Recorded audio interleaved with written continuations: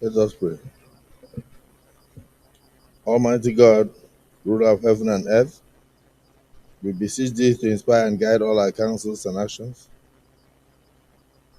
so that we may always walk in the path of justice, love, and charity to one another. Help us with thy grace to do only those things that will promote the unity, happiness, and prosperity of Nigeria. Amen.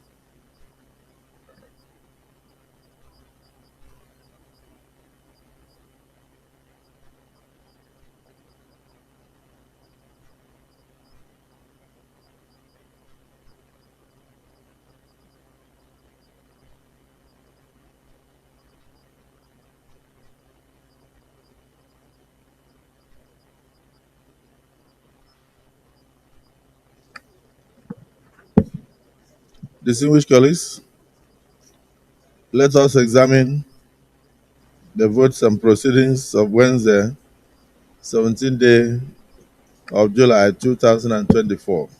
Distinguished colleagues, and confirm the entries as true reflections of what transpired on that day. Page 107, page 108,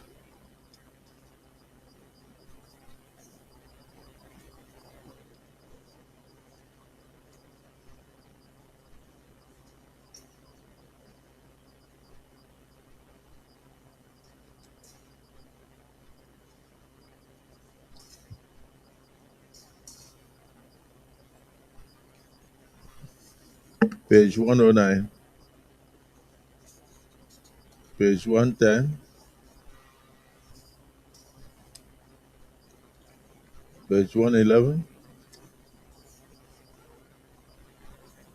page 112,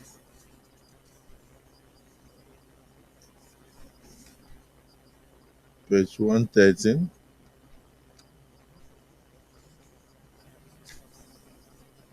page 114,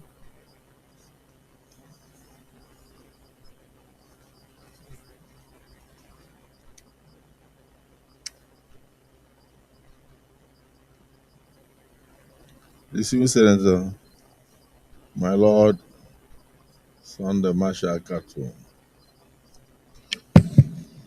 Thank you very much, Mr. President. Sunday Marshall Katung. I represent the people of Kaduna South Senatorial District. I'm from The Kaduna Lord State. Mayor of Leeds. Thank you very much for the correction, Your Excellency. I rise to move that the votes and proceedings of Wednesday, 17 July 2024 be approved and adopted as a true reflection of what transpired. I so move, Your Excellency. Distinguished Senator Eze. Thank you, Mr. President, distinguished colleague. So Eze, is that actually your seat? It's my seat. Ah,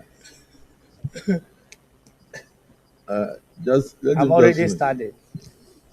Okay, Eze, just a minute. Just the Swing Senator, don't go Okay. there, right? Thank you, Mr. President. I'm Nasir Sani Zangondera, representing Katsina North. Yes. It's just a point of correction. Page 114, number 10, Agricultural Research Council of Nigeria Act Cap thing. If you go by the third line, it says Nabanje Katsina State. It's actually Kebbi State. Page 114.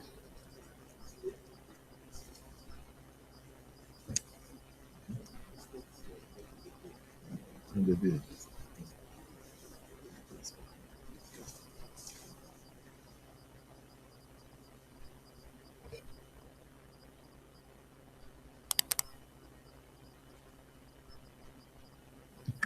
That was actually what was in the bill.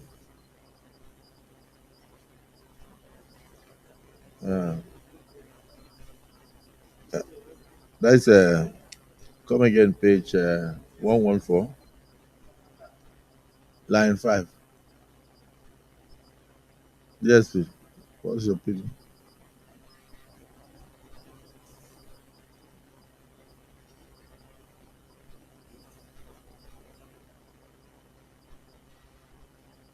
The last page.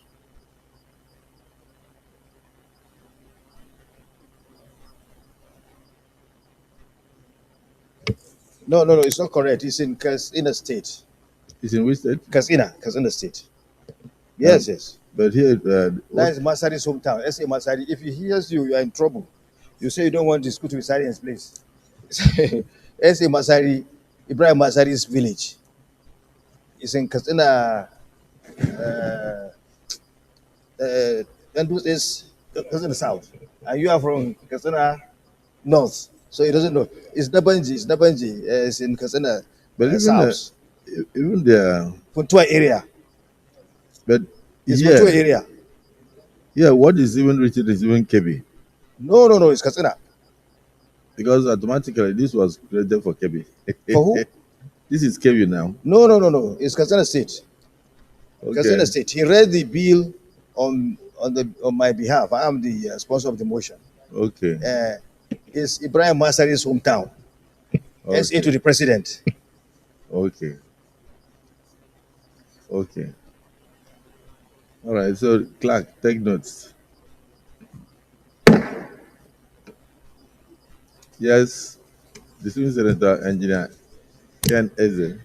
Thank you, Mr. President, distinguished colleagues. I remain Senator Engineer Kenneth Emeka, representing the good people of Ebonyi Central Senatorial District. I stand to second the Ibrahim motion Masari. as moved by Does he like Sunday that? Carton Marshall and as amended.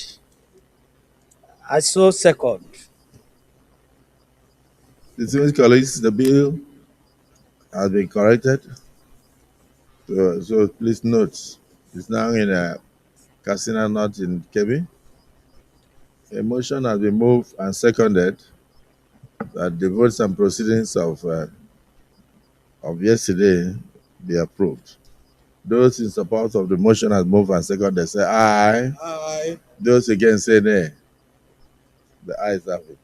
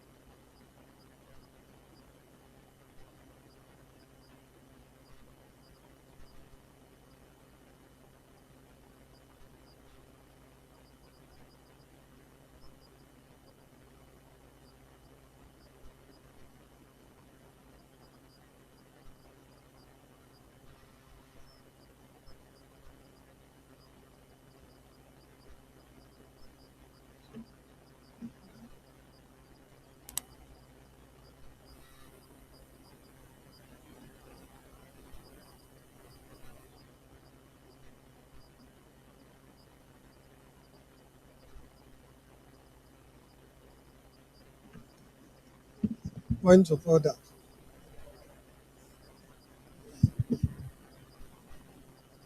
Point of order.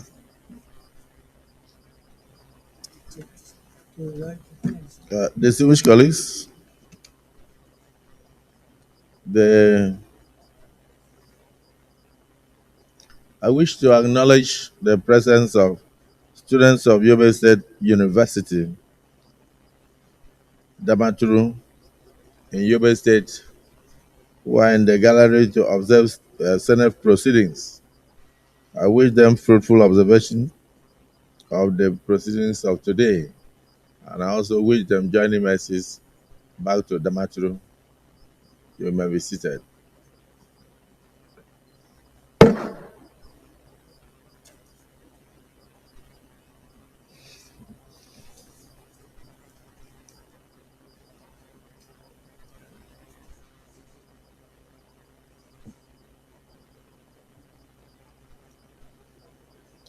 Any petitions? Yes, my Lord Mayor of Leeds. Thank you very much, Mr. President.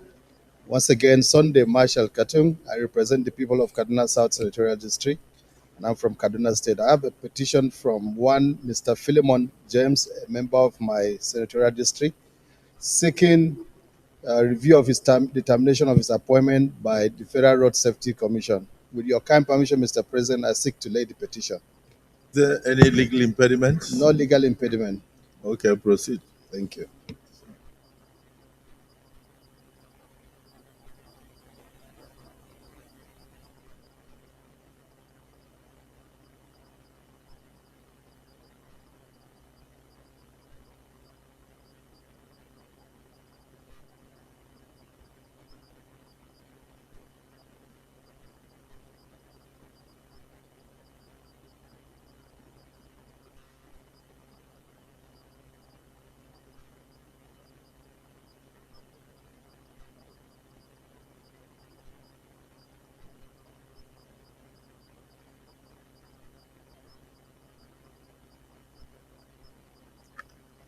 The petition from distinguished Senator Lord Mayor Sunday Marshall Khartoum is referred to the Committee on Ethics, Code of Conduct, and Public Petitions to revert to the Senate in 1 week. Yes, distinguished Senator Siri, pass to you. Distinguished Senate President and my distinguished colleagues, my name is Cyril Pashu. I represent the good people of Ekiti North. I am an Ekiti man. A petition from one Danger Abdullahi was sent to my office as the chairman, Senate Committee on Public Service, Establishment and Public Service. The petition is against the head of civil service of the Federation for unjust, unlawful, and premature retirement from public service. With your kind permission, sir, this petition is self-explanatory, and with your kind permission, I would like to lay it before you, sir. Thank you very much, sir. Proceed to lay the petition.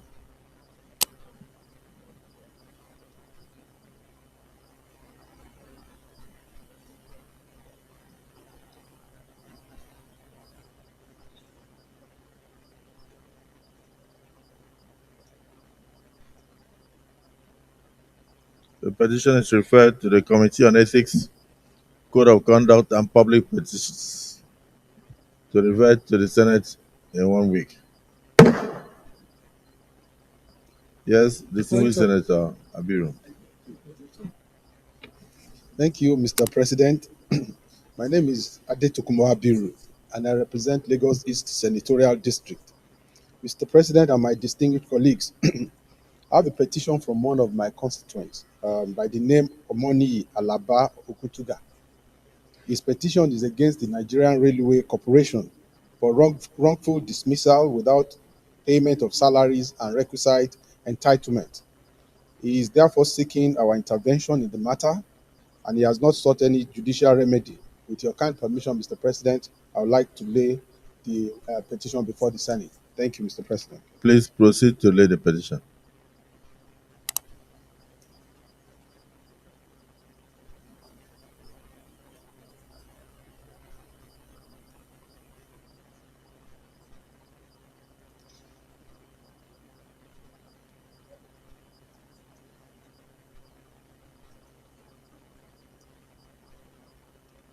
The petition is hereby referred to the Committee on Ethics, Code of Conduct, and Public Petitions to revert to the Senate in 1 week.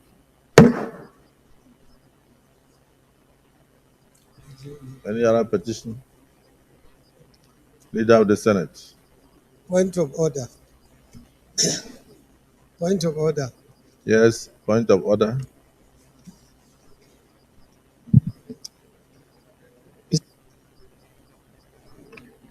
Mr. President, my highly respected colleagues, my name is Mustafa Habib.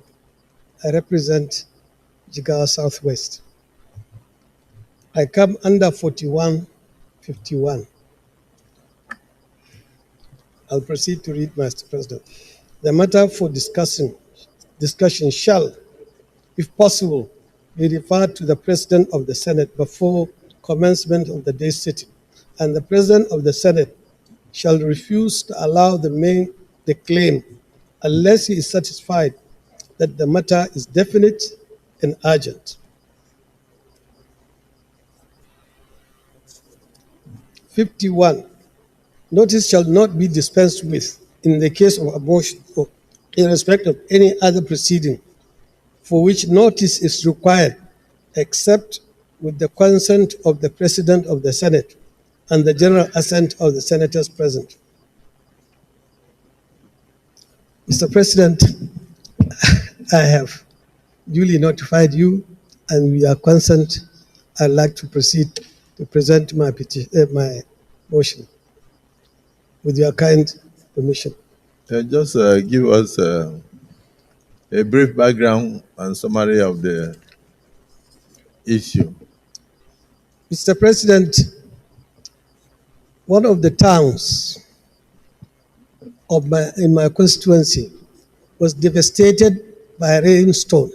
The entire town was brought down by rainstorm and wind, and that led to the loss of about 5 lives. And the entire town, there is no building standing there anymore. Schools, houses, church, mosques, everything has been razed down to the ground by the rainstorm. So that would sound like a hurricane. It was. Yeah. Distinguished colleagues, our brother, Senator Mustafa, met me and hinted me on this issue. In line with Order 41 and 51, is it the view of the Senate that he be allowed to proceed as requested? Those in support say aye, and those against say nay. The ayes have it. You may proceed. Thank you, Mr. President. The motion is on an urgent need to provide palliative support to the town of Laya in Gwaram local government area of Jigawa Southwest. The Senate notes that the people of Laya and Fagam communities of Gwaram local government area of Jigawa State experienced a devastating windstorm on Thursday, 16th May 2024. Further notes that the windstorm, accompanied by heavy rainfall, caused widespread destruction of lives, injuries, houses, farmlands, and schools in the community. Aware that the windstorm has further resulted in the displacement of the people and families from their ancestral homes, animals, farmlands, as well as destroying essential infrastructure for their economic prosperity. Concerned that the people of Laya and Fagam town are less privileged persons, displaced by the windstorm, living in destitution, suffering and fear of future disasters. Worried that government agencies have failed to give disaster warnings and preparedness techniques to prevent and control disasters to the local communities, thereby causing constant fear and lack of knowledge of preparedness by communities across the country. Resolves, direct the Federal Ministry of Humanitarian Affairs and National Emergency Management to send relief materials, especially building materials, to enable the people of Laya and Fagam to rebuild their homes and alleviate the pain in view of the impending rainy season. Mandate the Senate Committee on Environment and Compliance to ensure compliance and report back within 4 weeks. Thank you, Mr. President.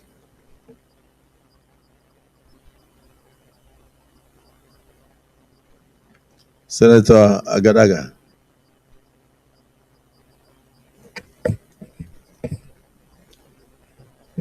Thank you, Mr. President.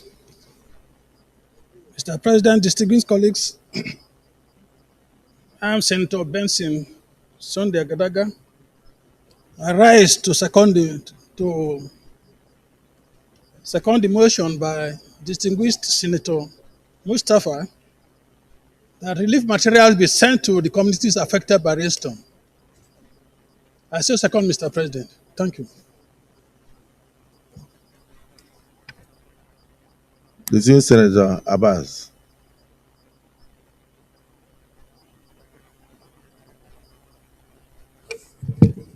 Mr. President, distinguished colleagues, I am Aminu Abbas, Senator from Adamawa Central District, Adamawa State. Mr. President, this is a very serious matter where a whole town has been raised by rainstorm. And it's very, it needs urgent intervention, Mr. President, to bring succor to the people of Laya in Gwaram local government of Jigawa State.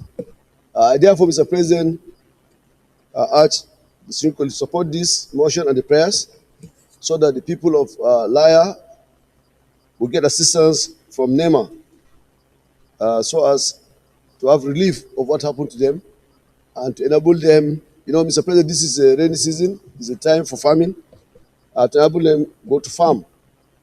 I so submit, Mr. President.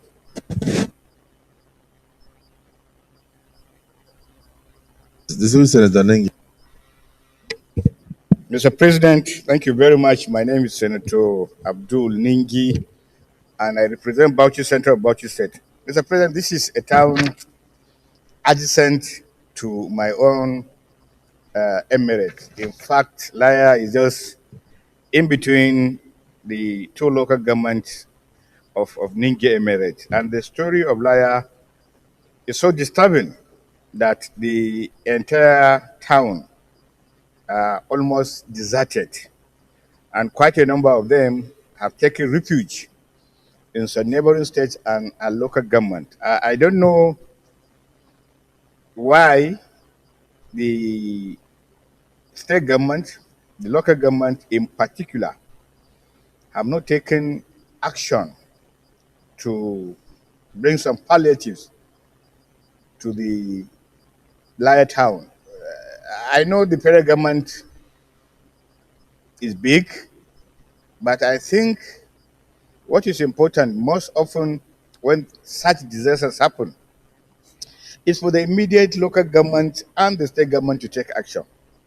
In the case of Laya, we've had very terrible stories, and that schools have been shut, children are no longer going to school, and even the farming. I know this is a farming season. The people in Laya now can go to farm, but they can't come back to their houses because there are no houses. So they have taken refuge in other local governments. I don't know at the end of the day what will happen. And the mover of the motion made a very serious statement about foretelling disasters in Nigeria. I think this is something that is of a national importance. Of course, sometimes you hear that there will be flooding in Akwa Ibom, there will be flooding in Bauchi, but that is to the extent of the information. But where it concerns communities, little communities, you hear none of it. This flooding is ravaging the entire northern Nigeria. And if it doesn't happen in Jigawa today, it will happen in Bauchi. But also Lagos has also taken its own hit. So in the entire country that is at loggerhead. Unfortunately, Mr. President, this flooding is happening at a very critical, bad time in the history of this country with the hunger ravaging people. So you find out, where do people go? No food to eat, no house to stay, flood has taken over, and no farm to farm because of the incessant insecurity in some part of the country. So I think I have seen this motion throughout last week. And I want to thank you, Mr. President, for allowing him to come up with this motion. This motion has been listed in the audit paper for this is the third time. So I commend you in allowing him to take this matter so that people of Laya will know that the Senate means business and the Senate has seen their plight through the representative of Laya Town. I crave the indulgence of my colleagues to see the Laya motion as being part and an integral part of humanity, our own common humanity going forward.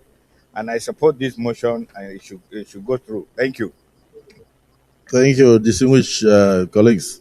Let me thank everybody for submissions, for the submissions made in respect of supporting this motion. Is there anybody who is opposed to this motion? There is nobody. And actually, I must say that distinguished Senator Mustafa Kabib, we sympathize with you and the good people of Laya Town in the Kwaram local government area of Jigawa State. Though a natural disaster, because we are talking about windstorm, there is no way the government of President Bola Ahmed Tinubu can stop windstorm and rain from happening in parts of Nigeria. This is what we may call natural disaster. It's not something that was man-made. So unfortunately, your people became the worst for it. So we sympathize with them. Our hearts are with them, particularly those who probably lost their loved ones and lost their habitats, lost their farmlands and all that. The Senate must protect the people of Laya Town and all Nigerians. That's what we are here for. But natural disasters do happen. May the soul of whoever had lost his life rest in perfect peace. And we can only try our best to ameliorate the situation. So this is a single prayer from distinguished Senator Mustafa Kabib, and I'll go straight to the prayer. Direct the Federal Ministry of Humanitarian Affairs and the National Emergency Management Agency to send relief materials, especially building materials, to enable the people of Laya Town rebuild their homes, and then, of course, the relief materials will help to alleviate their pains in view of the impending that is coming. Those in support of this single prayer, that NEMA and the Ministry of Humanitarian Affairs should intervene positively in this disaster, say aye. Those against say nay. The ayes have it. The order is to urge the Senate Committee on Compliance to ensure that they go ahead to work closely with the Ministry of, with the Senate Committee on Environment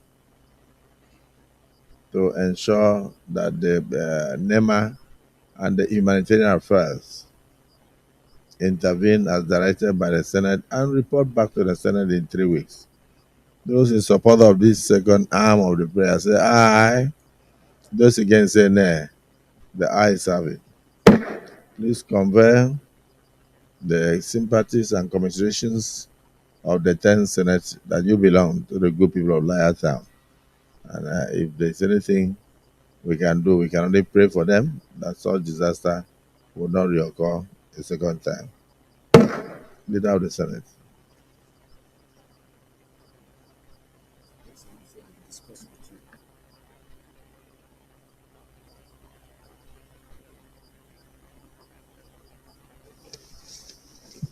Mr. President, very distinguished senators of the Federal Republic of Nigeria, the first business of the day is the presentation of a House bill standing in my name on the Nigeria Port Economic Regulatory Agency Establishment Bill 2024 HB 1038. Mr. President, you may wish to invite the clerk of the Senate to read the short title of the bill. Clerk of the Senate. Mr. President, distinguished senators, Nigeria Port Economic Regulatory Agency Establishment Bill 2024, HB 1038, first reading. Distinguished colleagues, Nigeria Port Economic Regulatory Agency Establishment Bill 2024, HB 1038. First reading taken. Leader of the Senate.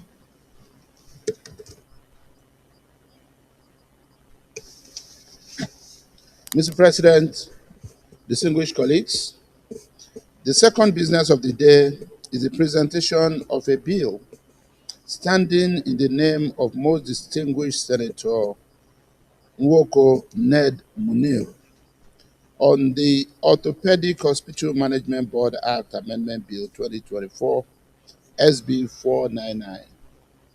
Mr. President, you may wish to invite the Clerk of the Senate to read the short title of the bill. Clerk of the Senate.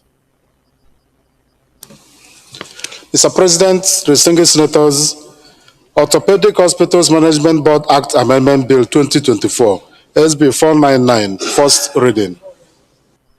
Distinguished colleagues, Orthopedic Hospitals Management Board Act Amendment Bill 2024, SB 499, first reading taken. Leader of the Senate. Mr. President, distinguished colleagues, the third business of the day is the presentation of a bill standing in the name of most distinguished Senator Jonah Williams Etem on the Federal Medical Centers Act Amendment Bill 2024, SB 525. Mr. President, you may wish to invite the Clerk of the Senate to read the short title of the bill. Clerk of the Senate. Mr. President, distinguished senators, Federal Medical Centers Act Amendment Bill 2024, SB 525, first reading. Distinguished colleagues, Federal Medical Centers Act Amendment Bill 2024, SB 525, first reading taken. Leader of the Senate. Mr. President, distinguished colleagues, the fourth business of the day is the presentation of a bill standing in the name of most distinguished Senator Musa Mohammed Sani on the Local Government Independent Electoral Commission Establishment Bill 2024, SB 531. Mr. President, you may wish to invite the Clerk of the Senate to read the short title of the bill. Clerk of the Senate. Mr. President, distinguished senators, Local Government Independent Electoral Commission Establishment Bill 2024, SB 531, first reading. Distinguished colleagues, National Local Government Independent Electoral Commission Establishment Bill 2024, SB 531, first reading taken. Yes, Leader of the Senate. Mr. President, distinguished colleagues, the fifth business of the day is the presentation of a bill standing in the name of most distinguished Senator Onyeso Allwell Hecho on the Federal Medical Centers Act Amendment Bill 2024, SB 536. Mr. President, you may wish to invite the Clerk of the Senate to read the short title of the bill. Clerk of the Senate. Mr. President, distinguished senators, Federal Medical Centers Act Amendment Bill 2024, SB 536, first reading. Distinguished colleagues, Federal Medical Centers Act Amendment Bill 2024, SB 536, first reading taken. Leader of the Senate. Mr. President, very distinguished colleagues, the sixth business of the day is the presentation of a bill standing in the name of most distinguished Senator Tambuwal Waziri on the Federal Polytechnic Act Amendment Bill 2024 SB 542. Mr. President, you may wish to invite the Clerk of the Senate to read the short title of the bill. Clerk of the Senate. Mr. President, distinguished senators, Federal Polytechnics Act Amendment Bill 2024, SB 542, first reading. Distinguished colleagues, Federal Polytechnic Act Amendment Bill 2024, SB 542, first reading taken. Leader of the Senate.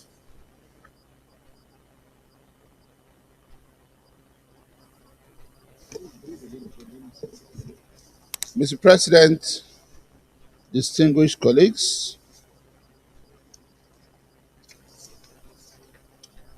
the first order of the day is the second reading of the National Road Transport Council Bill 2024 SB 324.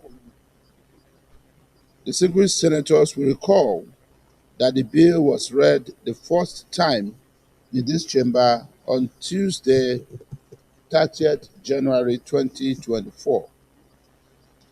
Mr. President, distinguished Senator Yisa Ashiru Oyelola, the sponsor of the bill, is out of chamber attending to some other official engagements, but the whip of the Senate,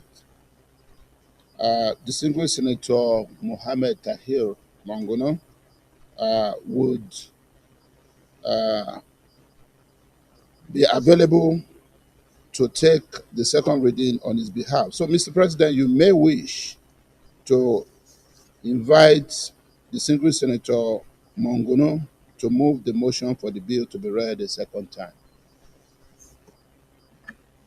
Distinguished Senator Mongono, the Senate Whip. Mr. President, distinguished senators, my name is Mohammed Tahir Mongono. I represent Borno North Senatorial District. I hereby move that a bill for an act to establish National Transport Council to be saddled with the responsibility of regulating the road transport industry and the transport profession in Nigeria and for related matters be read the second time. I so move. Yes. And with your permission, I will proceed to lead the debate. Thank you. Yes. Mr. President and my highly respected distinguished colleagues, I stand before you today to lead the debate on a bill of paramount importance that seeks to establish the National Road Transport Council and make comprehensive provision for its due administration. The bill was read for the first time in this followed chamber on the 30th January 2024. My distinguished colleagues, the road transport industry is the lifeblood of Nigeria's economy, facilitating the movement of goods and people across our vast nation. Recent studies estimate that over 80 million Nigerians use road transport daily, with approximately 55 million in urban areas and 25 million in rural regions. This massive scale underscores the critical nature of this sector to our national development. Unfortunately, however, my distinguished colleagues, the current state of our road transport industry is plagued by numerous challenges that severely undermine its efficiency, safety, and growth potential. These issues, amongst others, include lack of comprehensive policy framework, inadequate insurance coverage, poor regulation and oversight, lack of coordination, disorderly infrastructure, low professionalism, and urban-rural disparity. And last but not the least, lack of legal platform to coordinate. Mr. President, my distinguished colleagues, in order to address these multifaceted challenges, this bill seeks to establish the National Road Transport Council as the overarching regulatory body for the road transport sector. The council will be tasked with the following key responsibilities: policy formulation, develop an overarching national road transport policy that harmonizes and complements existing regulation, fills gaps, and resolves conflicts between current policies, and develops comprehensive policy that address the needs of both urban and rural road users, and creates a legal platform to coordinate and regulate the activities of multi-sectoral road road users associations and unions like the National Union of Road Transport Workers, Nigerian Association of Transport Owners, among others. Safety regulations, that is to implement and enforce stringent safety standards for vehicles, drivers, and transport infrastructure. This bill will include regular vehicle inspections, regular certification program, and infrastructure safety audits. With regard to insurance reform, it will ensure work with relevant stakeholders to develop and implement a mandatory, affordable insurance scheme for all road travelers. Agency coordination, that is to coordinate activities among relevant agencies to eliminate jurisdictional conflicts and foster synergies. Then professional oversight, which is to license and regulate commercial transport operators, maintain registers of accredited professionals, and oversee training institutions to enhance professionalism in the sector. Mr. President, my highly respected distinguished colleagues, may I conclude by saying that the road transport sector is too important to be left in its current state of disarray. The establishment of this council will provide a robust institutional and regulatory framework to address the current challenges bedeviling our road transport industry. With every sense of humility, my distinguished colleagues, I urge you to unreservedly support this bill for second reading with the spirit of light. Thank you. Distinguished Senator Salih Mustafa.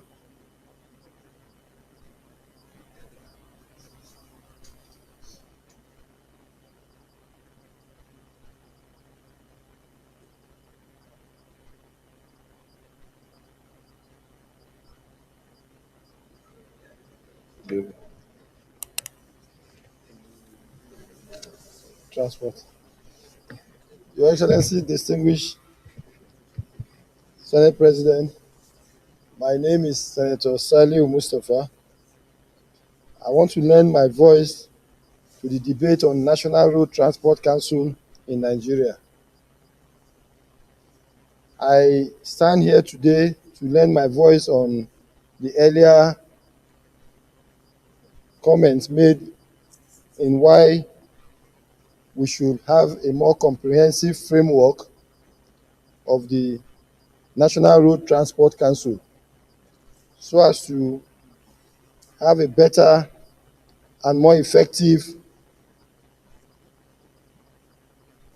system in the road coordination and oversight.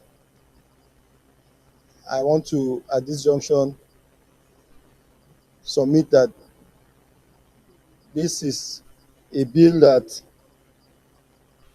is in the right direction, and I hope everybody will give the necessary support to it. Thank you, sir. Distinguished Senator Plank.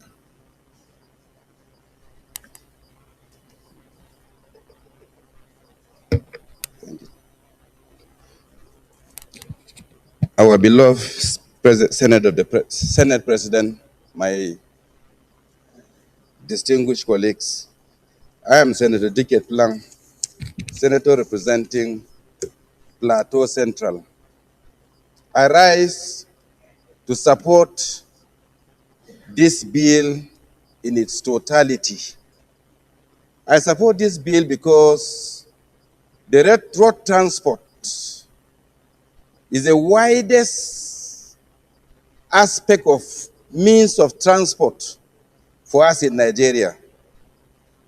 And I know that the Nigerian Union of Road Transport Workers succeeded the Nigerian Road Transport Union that was established since 1934.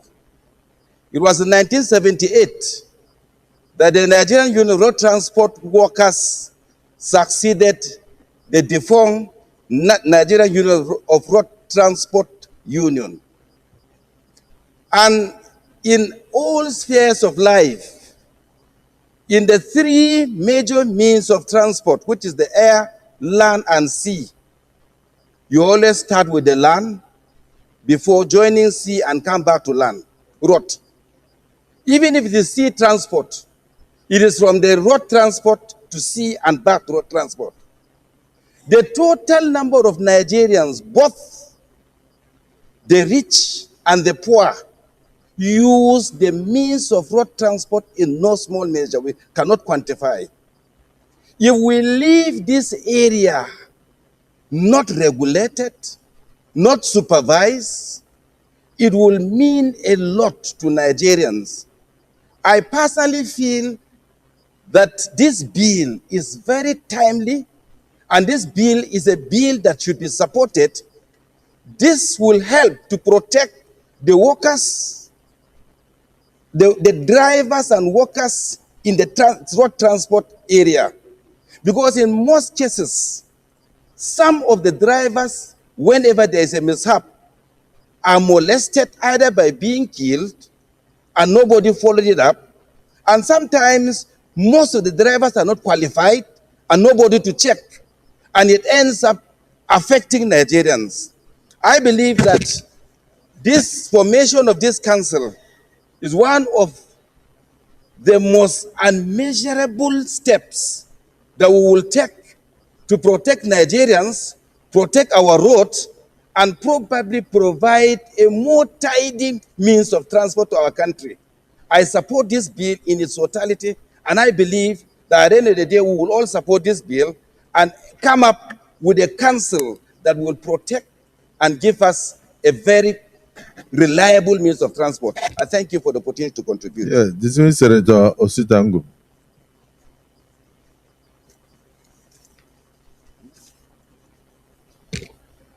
Thank you, Mr. President, for a good opportunity. I'm Ositangu, Enugu West. Mr. President, the importance of this bill cannot be overemphasized.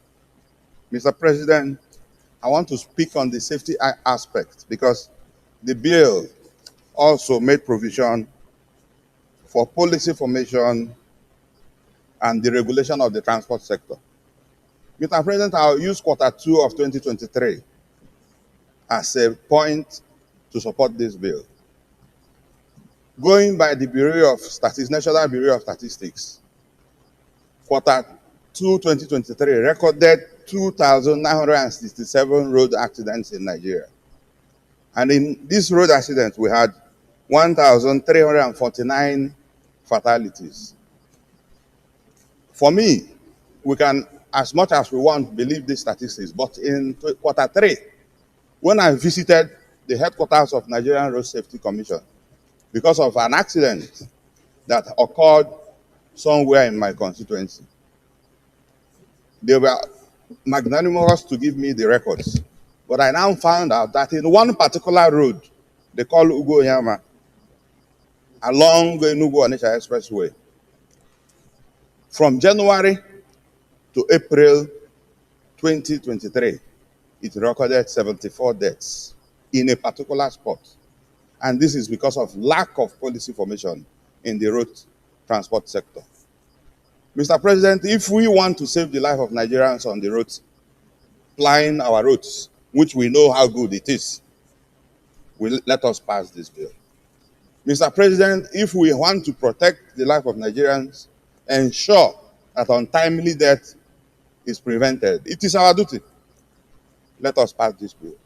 for efficiency of the road transport sector, proper policy formation. Mr. President, let us pass this bill. Thank you, Mr. President.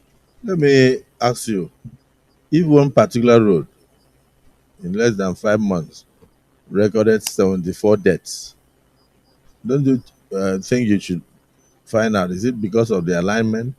Is it the undulating part of the road? Is it because of pothole or neglect or something? Because we used to have that kind of road in my state at the Civil Service Training Center, a big curve that goes into the market. So vehicles will derail, get into the market, kill as many as possible, and it continued for many years, over 40 years. So when I had the opportunity to be a governor, I had to move the alignment of the road, and now no single death is recorded since I completed the construction of that road in 2013. So the one they are talking about is too rapid. So what do you think is responsible? Is it the bad construction? Is it the pothole? Is it the narrowness of the road? Because you can't continue to record such fatalities and then the government does not intervene. Thank you, Mr. President, for opportunity to re-emphasize. Let me even shock you. 2 months ago, this one spot recorded an accident that killed 26 people. Just last 2 months. The same place. How many? 26. So in just one accident. So what have you done about what? So what we have done, actually, the cause of this accident is lack of coordination, and it's an undulating road, and you have about 2 military checkpoints. And when the military checkpoint has lined up a series of vehicles, of course we know how it goes, and a truck somehow fails brake, it knocks down the other vehicles, a very sharp undulating. So we have made a case to the Nigerian military to move their checkpoint away from that location because it has killed a lot of people. This particular bill, if we have a framework or a policy on such on our routes, I don't think we can allow a checkpoint in such sharp road. And what it also brings to us is the time heavy trailers are supposed to ply the roads. Mr. President, you see a truck carrying a container moving in the daytime and in a busy road. Of course, when it skips, we have seen several videos where containers fell off trucks and kill several people.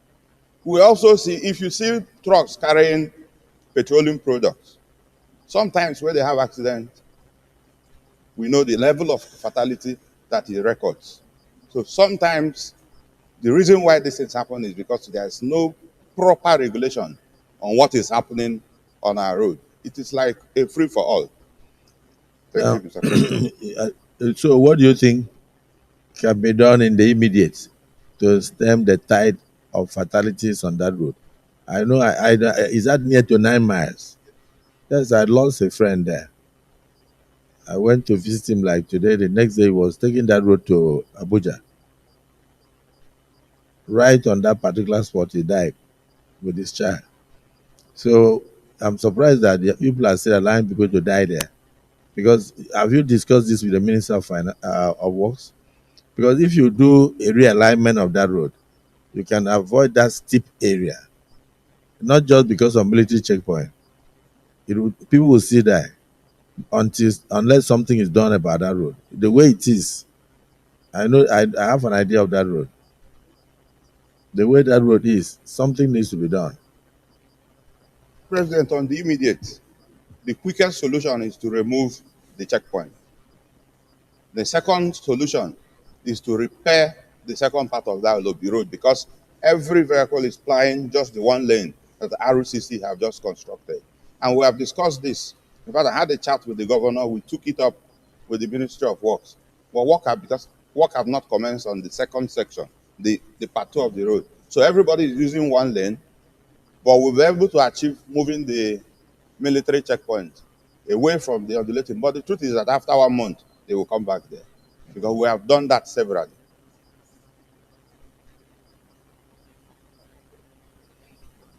It's a federal road.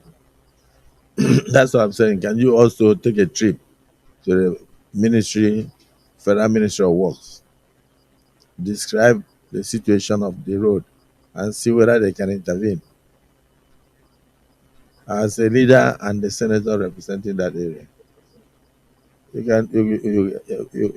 I believe it's something that you can sumo to move a motion, and then we take decisions, and then you follow up. We have had a motion on that earlier in 2023. But you have not followed up. No, we have followed up, but nothing has been done by the ministry. We need the second part of the road repaired. That is the quickest way so that oncoming vehicles can be on another lane. Maybe if you give me the opportunity, it's a matter of urgent importance. In our next legislative day, I'll represent the motion. I'll be glad to join you to follow up. Thank you, sir. So we invite the minister to come and discuss with us why nothing has been done. Because I know the road you are talking about, and I'm surprised it's still the same way. You don't, to avoid another life. You may not know whose life. I'm not threatening you, because you take that road yourself. So it's important for something to be done urgently to save other Nigerians from perishing on that spot. And it's also a dangerous area because there's a bush there, there's a forest there. And so a lot of criminals come out there to harass people because of the undulation. So there's a big valley there. So it's not something that you would tell the military move. And the military will move, and then 4 or 5 people will be kidnapped.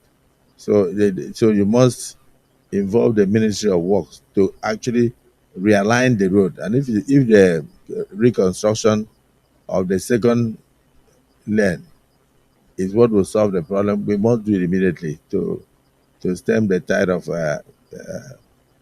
fatalities on that spot. I know the road. Thank you for bringing it up.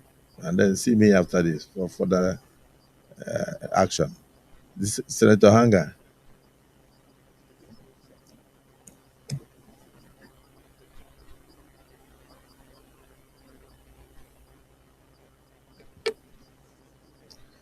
Thank you very much, Mr. President. I'm Senator Rufai Hanga, representing Kano Central. Mr. President,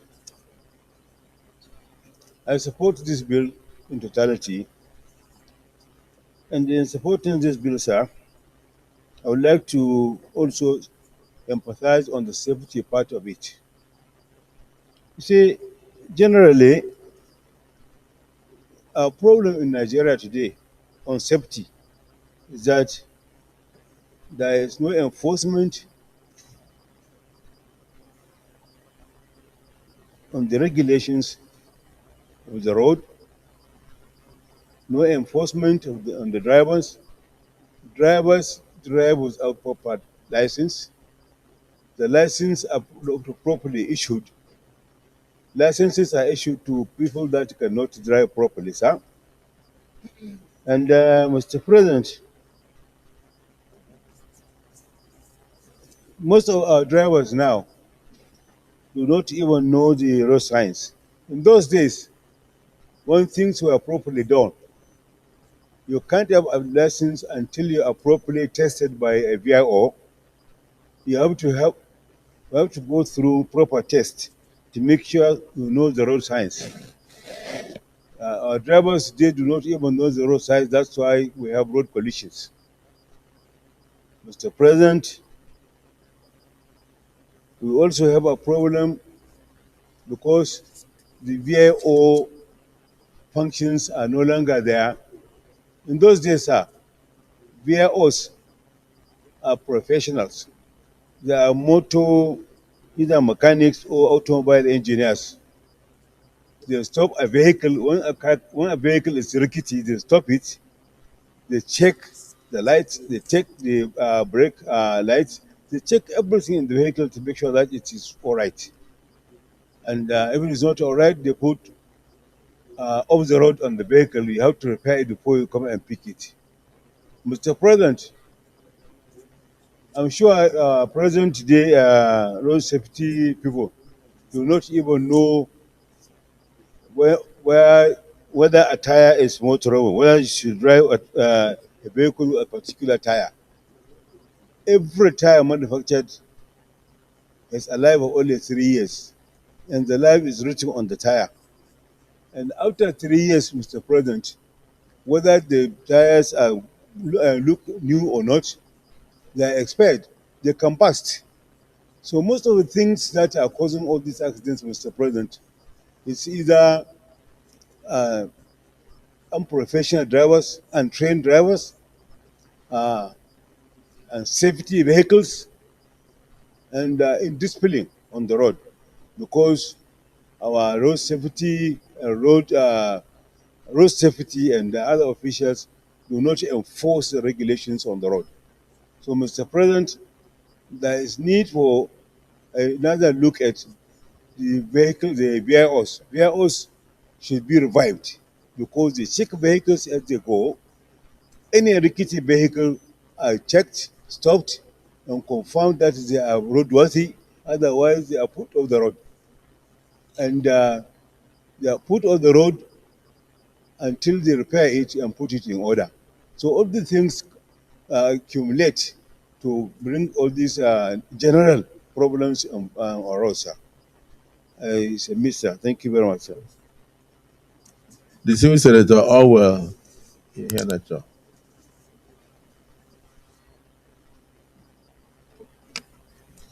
Thank you, Mr. President. In supporting this motion, I want to look at the importance of road transport. You are. Can you hear me? Sorry. I am Orwell Yesu. I am from Rivers State, the treasure base of the nation. I represent the Eastern Senatorial District. I want to support this motion because of the importance of road transportation in our economy, not just in Nigerian economy, in the world economy, because it involves moving personnel and goods from one spot to the other. If you don't move items and persons from one point to the other, it means nothing. And so, bringing in a law that will ensure that this particular aspect is properly handled is very welcome. This particular bill has come at the appropriate time. If you consider that road movement generates income for the country, most countries in the world generate a lot of income they use to run their country through road business. One of such countries is England, where most of every activity on the road generates funds. If you drive wrongly, you pay. If you drive too much, you pay. If you go through some areas, you pay. There are areas that are marked and timed. And so if a law comes in to put things properly, like this one that is about to be put in place, it helps. It will help in generating revenue for the country. And it's also a good employer of labor. The driver, the conductor, at least two persons employed. And if you consider that you have more than 1 million vehicles on the road every day, just a rough estimate, it means that you have 2 billion people employed moving around. So it's a very wonderful bill, and I want to support wholeheartedly. Thank you, Mr. President. Distinguished Senator Alero, just to add your voice, and thereafter we go into the prayers.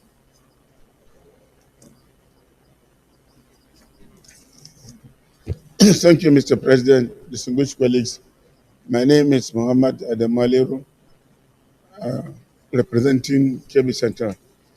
Mr. President, I rise to support or to second, to support this bill for 2 reasons. Number one, road users presently are not regulated. The only federal agency responsible for the regulation of road users is Federal Road Safety Corps, and it is an act of National Assembly. Secondly, state governments are also responsible for the regulation of road users, particularly when it comes to the issue of vehicle inspection officers. We don't have them at the federal level. No, what we have is the Federal Road Safety Corps. Perhaps they are doing what we call BIO functions at the federal level. So the conflict may likely arise when this council is established, because the state governors or state governments have the VIOs, and they have also their own roads. Equally, we have the federal roads, we have state roads. So there might be conflict. And as you rightly know, both state governments and federal government can regulate on the transportation sector. So, because it is on the concurrent legislative list. So I will suggest that when we go to the public hearing, we try to sort out areas of conflict so that we can come up with a very good framework that will be acceptable to all. So I'm not opposed to this bill, but where there is conflict, we should try to avoid it, particularly on the functions of the state government. Thank you, Mr. President. Thank you, distinguished Senator Alero. I'm also of the opinion that in every bill, the distinguished senators should individually work on the bills and then highlight areas that may need amendments and areas that will need that may lead to conflict with existing regulations or acts of parliament. And then, of course, submit them to whichever authority is looking into the bill. So that when it comes back to us for passage, it will be something that is acceptable and prestigious as emanating from the Senate of the Federal Republic. So I like the suggestion you made, but please get your legal assistant to also look at it and even and put something down in writing before we even go for the public hearing. So apparently nobody is opposed to this bill. Is there anybody opposed to the bill? You're opposed? Proceed. Yeah, you're opposed. I would like to hear you, yes. Thank you, Mr. President. My name is Senator Victor Ume. I represent Anambra Central Senatorial District. No, Labour Party, please. Don't follow Ushomole to misinform the public. Mr. President, I'm not very comfortable with this bill in the sense that I've read the objectives of this bill, and I do not think that we do not have the framework to manage our road transport system presently, as to going to establish a national road transport council, national council. If you look at all the things happening in the road transport sector, we already have agencies of government that regulate movement of vehicles on our roads. We have the Federal Road Safety Commission, if we are thinking about how to maintain safety in the usage of our roads. The Federal Road Safety Commission is a well-constituted commission that is working across the Federation of Nigeria. There's no place you don't see them. They are well-staffed.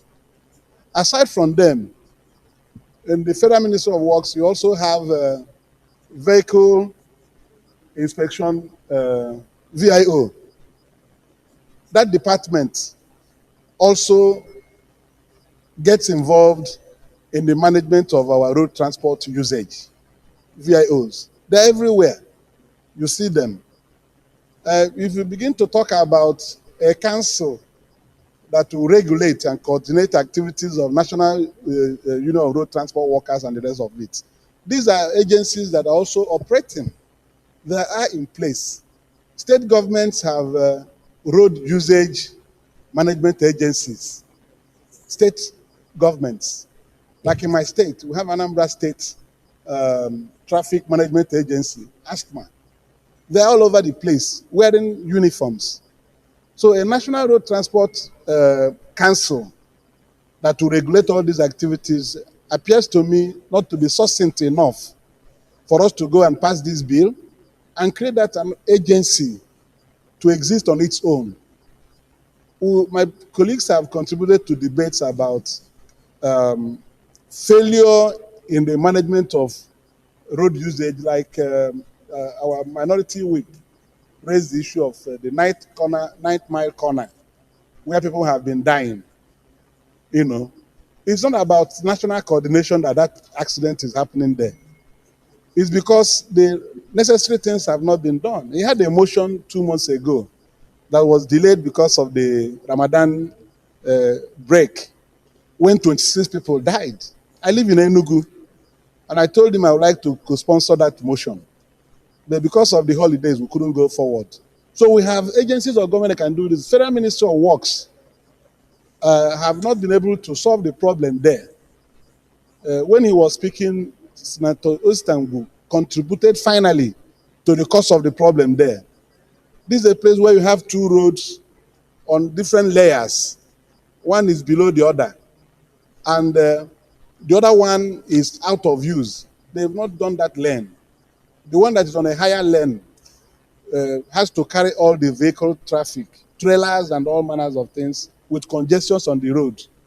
So because of the failure of the Federal Ministry of Works to do the lower layer, so that vehicles going to one direction will all go through that way, the other ones coming up will go through the other way. Everybody has recourse to one lane, and it has continued to cause carnage. I don't see what another national transport road council will help us do. If these agencies cannot effectively do this, the Federal Ministry of Works repairs our roads. The Federal Road Safety Commission is there to direct vehicle movement and traffic management on our roads. Because once we pass this bill, you go into another bureaucracy of setting up a council that will begin to talk about touts and all manners of things. These people are already regulated. There are agencies of government in place to regulate these activities. So I'm not opposing the bill because I don't like the thing, but I read it. If you look at the functions of the National Road Transport Council, you see that most of them are vague. If you read all these things now, you see they are vague in content. Lack of comprehensive policy framework. This is vague. Inadequate insurance coverage. There's no measure for this. Poor regulation and oversight. Who is oversighting and who is regulating and all that. So I've gone through it, and I believe the best thing to do is to ensure that the agencies in place should be strengthened to do their work. The Federal Road Safety Commission is in a position to help us have a safe movement of these vehicles on the roads. Then Ministry of Works should do the roads and repair them. If you don't repair the roads, there's nothing the council can do. The council cannot repair the roads. The one we have that is the major problem we are facing in this ninth mile corner, you have also talked about. It's not about any other thing, not about council. It's about the failure of the Federal Ministry of Works to do the second layer of the road, the one that is on a lower level. Do it asphalt so the vehicles can ply smoothly. The other lane will go in opposite direction, and these debts will cease. So I humbly we have had too many councils and agencies and nothing works. Let those we have be strengthened to do their work. This is my contribution. Thank you, Mr. President. Senator Natasha. Thank you very much, Mr. President. I'm Natasha Akatigo. I'm representing the people of Kogi Central. My contribution to the National Road Council, National Road Transport Council establishment bill is such that the word road should be dropped because it's too limiting to this very important bill.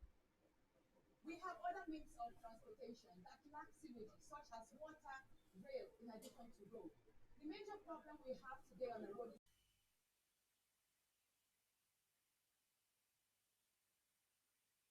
transported on roads.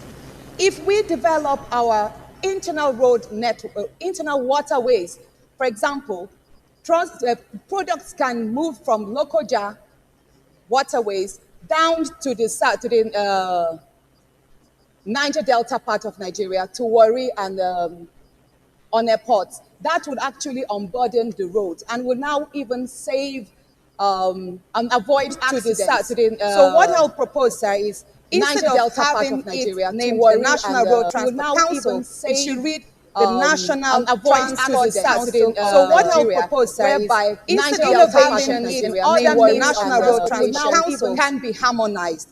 Our waterways, our rail networks are all designed independently and not in a coordinated fashion. So we would love a situation whereby every aspect of our transportation is looked into and developed by deploying the most modern, innovative ways. So, sir, that's my submission. National Transport Council of Nigeria should be the new name rather than the National Road Transport Council. Thank you. Yes. The two Senator Eze. Thank you, Mr. President. I remain Senator Engineer Eze Kenneth Omeka, representing Ebonyi Central Senatorial Zone. I would like to add my voice in this all-important bill and on the opposite side. In view of the fact that we are talking about Oransanyo report, where we are trying to eliminate most of the agencies that are duplicating functions, I would like to say that with all the good intents of this bill, it has all the objectives. All the objectives are being taken care by other agencies that we know, just like distinguished Senator Vitume said.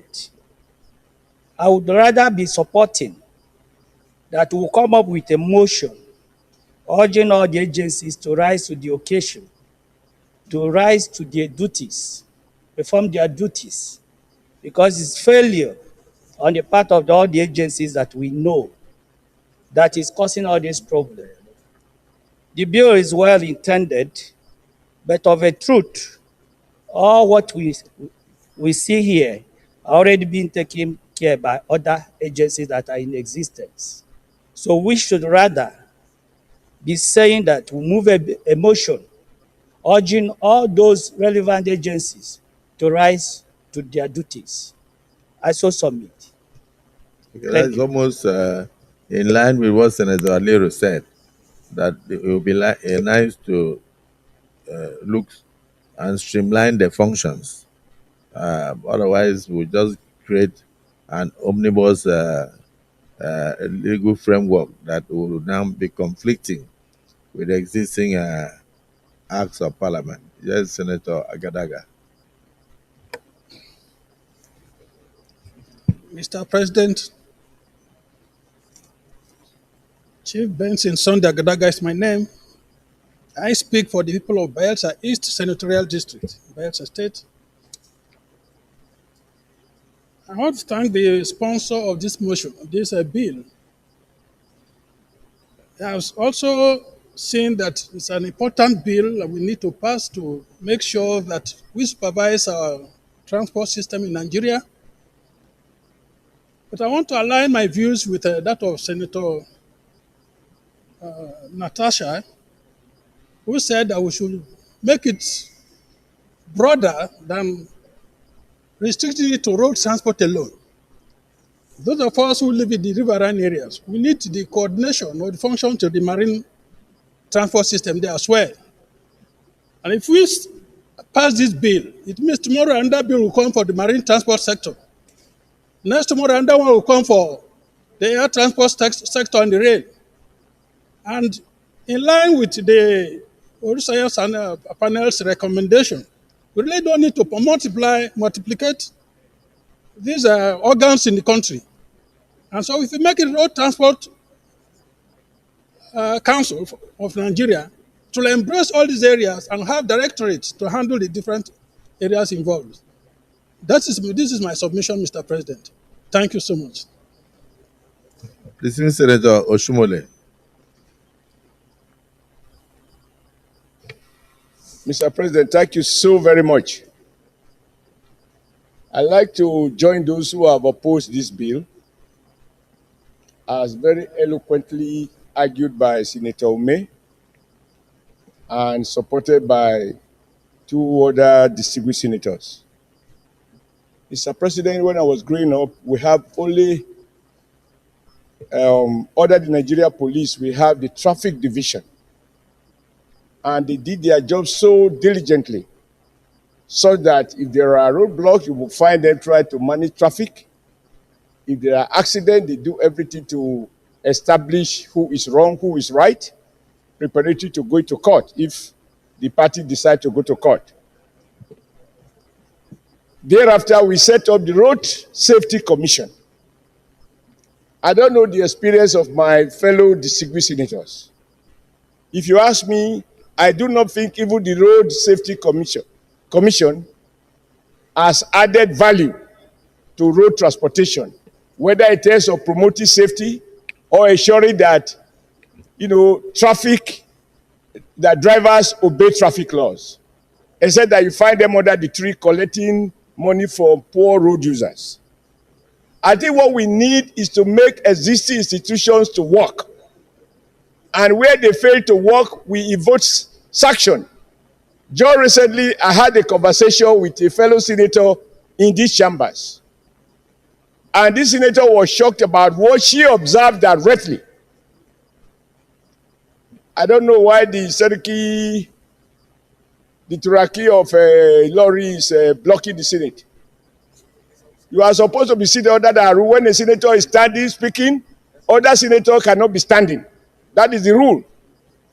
So the new chief whip, please rise to the occasion and protect my right. Chief whip.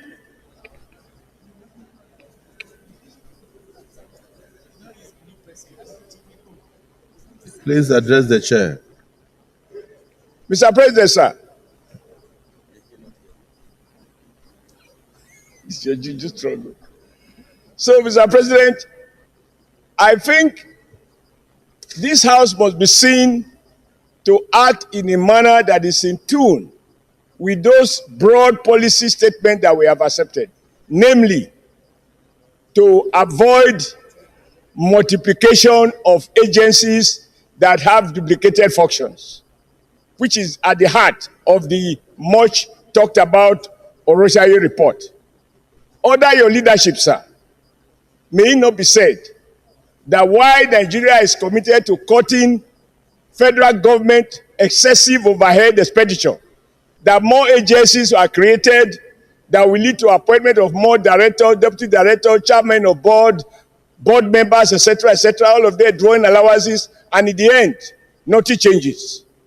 We have National Union of Road Transport Workers. They are registered under the Trade Union Act, and that I provide for their own responsibilities. I think if any of us have reservations about the incompetence of the Nigeria Road Safety Commission, which is my view, that they are incompetent, they are not adding value, and yet they are drawing so much for public treasury. Let us, in line with the current spirit of cutting down costs, to meet other more challenging expenses, we don't need to create agency for everything.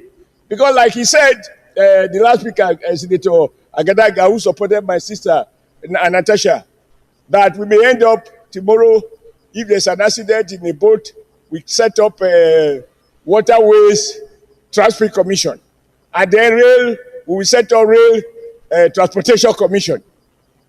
Which country are we competing with?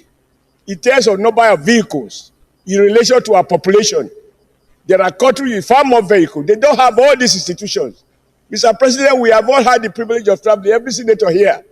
One policeman, if you overspeed, he will arrest you, he will take your card, he will go to his car, he will key in your name to see whether you are wanted for other things. That is the kind of improvement I would like to see. An officer that is multi-skilled, multi-talented, and multitask to justify the salary that he or she receives. They can be so well paid, rather than duplication of efforts of institutions and everybody end up being underpaid. I move, sir, that we kill this motion here. It should not go through second reading. There is no apology to anyone who moved a motion because we are discussing issues. We are not discussing the mover of the motion. Every senator here, we are brothers and sisters, including Agadaga, including Natasha, including Senator Ome, whose name I will never forget again, but I can't forget Abga. So, sir, I support that this motion be killed for the reasons that have been very well enumerated, beginning with Senator Umi. Thank you, sir. Thank you, distinguished Senator Oshimole. But that wasn't what was before us. What was before us was to determine whether the bill should be read a second time or not. Not whether we should kill the motion. Anyway, I've heard from those in support and those not in support. So I'll put the question. Distinguished colleagues,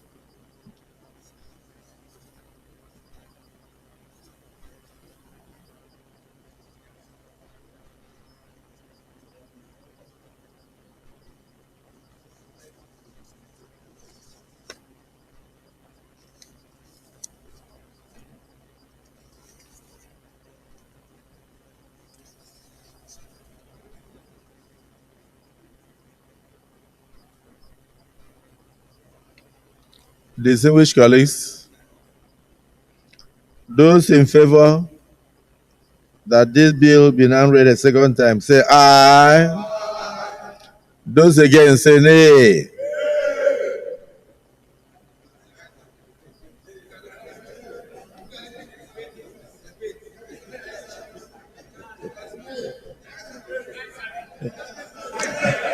Mr. President, we don't want it to be killed. We just want a bit of modification.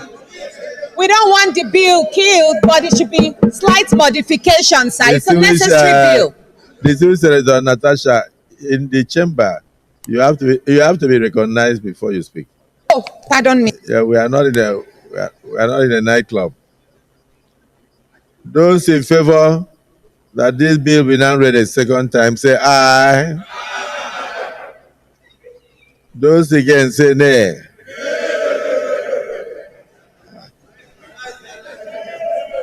Clyde. What am I doing?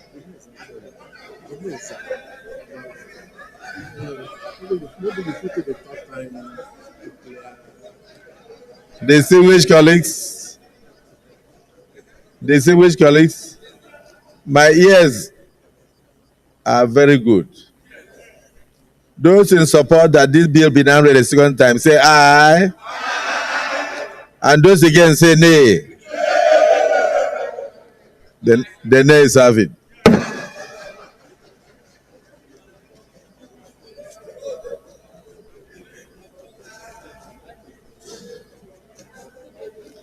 Leader of the Senate. Leader of the Senate.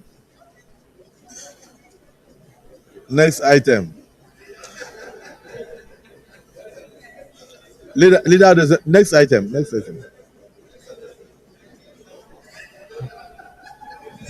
But you know the procedure.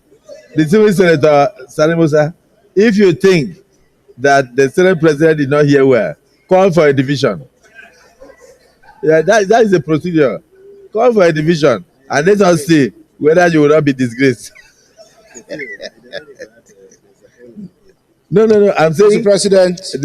Sorry, Leader of the Senate, because Senator Salimusa seems to have a problem with his ear. I'm advising him to look at our rules. Do you wish to call for division? in line with our rules. That no. So no. I have ruled, but he has the liberty, if he disagrees with the ruling, to call for division. Do you wish to call for division? Mr. President, you have ruled already. So we will bring the bill back again. So I rule your objection out of order. Leader of the Senate. Mr. President, distinguished colleagues, the second order of the day is the second reading of the Nigerian Insurance Industry Reform Bill 2024, SB 393. Distinguished senators will recall that the bill was read for the first time in this chamber on Thursday, 14th March 2024. Mr. President, you may wish to invite most distinguished Senator Adetokunbo Mikhail Abiru to move the motion for the bill to be read a second time. Distinguished Senator Adetokunbo Abiru.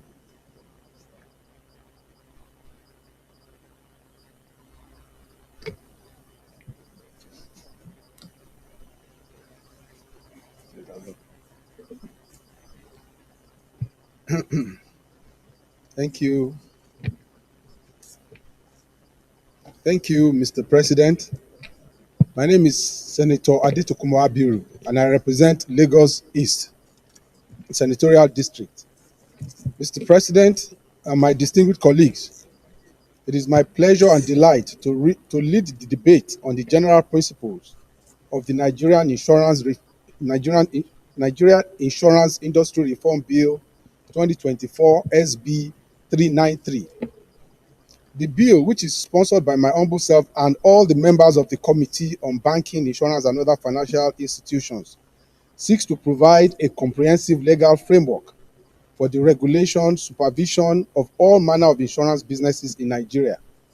Mr. President, my distinguished colleagues, you will recall that the bill was first read in this hallowed chamber on Thursday, 14th March 2024. Overview of the Nigerian insurance landscape. Mr. President, distinguished colleagues, despite Nigeria's insurance industry being one of the oldest industries in Nigeria's financial services sector, insurance penetration currently stands at 0.5%, ranking at about 70th position globally and 5th in Africa. And meanwhile, that of South Africa is about 11%. So with our young and vibrant population and growing GDP, the potential for exponential growth is undeniable. So, an overview of the relevant statutes. There are several insurance laws guiding the Nigerian insurance business in Nigeria, namely Insurance Act 2003, the Marine Insurance Act, the Motor Vehicles and Third-Party Insurance Act, the National Insurance Corporation of Nigerian Act, and the Nigerian Reinsurance Corporation Act. These laws are obsolete and they currently stifle the industry's potential to compete globally. They do not resonate with the current dynamics and evolving needs of the Nigerian insurance industry. All these legislations haven't surpassed the 2-decade mark, lacks provisions that can adequately address contemporary challenges and support growth and innovations within the industry. This has also hampered the industry's ability to successfully compete on a global level, underscoring the necessity of a thorough assessment and update to improve international competitiveness of Nigeria's insurance industry. One of the general characteristics of the Nigerian Insurance Reform Bill is its departure from the subsisting Insurance Act 2003. Yes, no. Hello? Okay. The key characteristics of the Insurance Act 2003 is that its provisions are too specific and prescriptive thereby making it rigid and not amenable to change to meet the dynamics of the current market realities.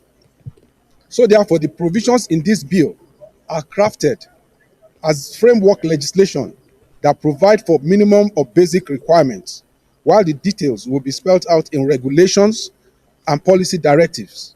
This arrangement allows for ease of amendments and adjustments and substantially limits the need for review of the law.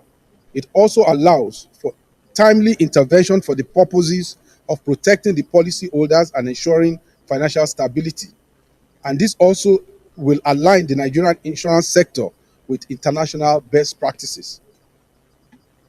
The major justifications for this bill could be found in these key areas. One, it will be a consolidation of all our existing insurance legislations. So, and this is very consistent with the principle of consolidating all pieces of insurance legislation into one enactment. Also, another characteristic is the framework law and enforcement of compulsory insurance. The bill will therefore provide a framework legislation as opposed to the existing prescriptive and rigid law. The proposed law allows for some flexibility in its application by empowering the regulatory body to make regulations and issue policy guidelines or directives to deal with exigencies of the market. It will also bring about risk-based capital and revised minimum capital requirement. What we have presently is that the present capital requirements are rigid and they have no correlation with the business risk profile and size of various insurance institutions. The change that this bill will bring about will address these weaknesses and bring the capital requirement in line with current international standards and practices. Other features of the bill talks about financial inclusion, that is to enhance market penetration, and of course, corporate governance and market conduct. And of course, it will also address the issue of using the adoption of technology and also strengthening the regulator to perform its role as the regulator. Now, on page 4, you have the main objectives of the bill. This bill, therefore, specifically seeks to achieve the following. 1, consolidation of various existing pieces of legislation regulating the conduct of insurance business in Nigeria, such as the Insurance Act 2003, Marine Insurance Act, Motor Vehicles Insurance Act, and other existing insurance acts. It will also create a robust legal and regulatory framework that will ensure that the insurance sector contributes positively to the principal objective of the financial system strategy to make Nigeria Africa's financial hub and one of the 20 largest economies in the world. It will also involve effective risk-based supervision in the regulatory system, as the existing rule-based supervision enabled by the current laws as they have become obsolete. It will also fast-track the process of managing weak companies, as the existing legislation is not efficient and effective enough to address distress management. It will also review the penalties, as the ones prescribed in the existing laws are inadequate and not deterrent enough. It will further ensure ethical practice and international best practices as required by the International Association of Insurance Supervision. Mr. President and my distinguished colleagues, the contribution of the insurance sector to the gross domestic product has remained low, mainly due to poor legal framework and operational challenges, including the integrity of some insurance companies. It is evident that we need a comprehensive review of the legal framework for the operation and the regulation of the industry in Nigeria, considering the insurance industry being an integral part of the financial services sector that will enable the country attain its objective of a 1 trillion economy by 2030. Finally, Mr. President and my distinguished colleagues, the proposed bill as a framework law provides for basic principles, allowing details to be provided by way of regulations and guidelines. The bill does not have any financial implications and no compendium is attached as required by Order 76, Sub 3 of the Senate Standing Orders. Mr. President, my distinguished colleagues, in view of the foregoing, I urge you all to support this bill, and I hereby move that the bill be read a second time. Thank you, Mr. President, and my distinguished colleagues. Thank you. Thank you, the Baba Dini and Chairman, Committee on Banking and Insurance and other financial matters. This is a very technical bill, and it's good that towards the end you summarized it. So look at the summary so that you can be able to give make your intervention. Let me yield the floor. Sorry, we have the newly minted chief whip, so you should be allowed to make your intervention. Then we'll listen to Honorable Sani Musa and then Honorable Bino Siaro. Chief whip, you have the floor. You've forgotten the chief whip. Okay. Mr. President of the Senate, distinguished senators, my name is Mohamed Tahir Monguno. I represent Borno North Senatorial District. First, I want to commend my chairman. I'm a member of the committee and very active member for that matter, for a very detailed and very robust presentation in the course of arguing for the second reading of this bill.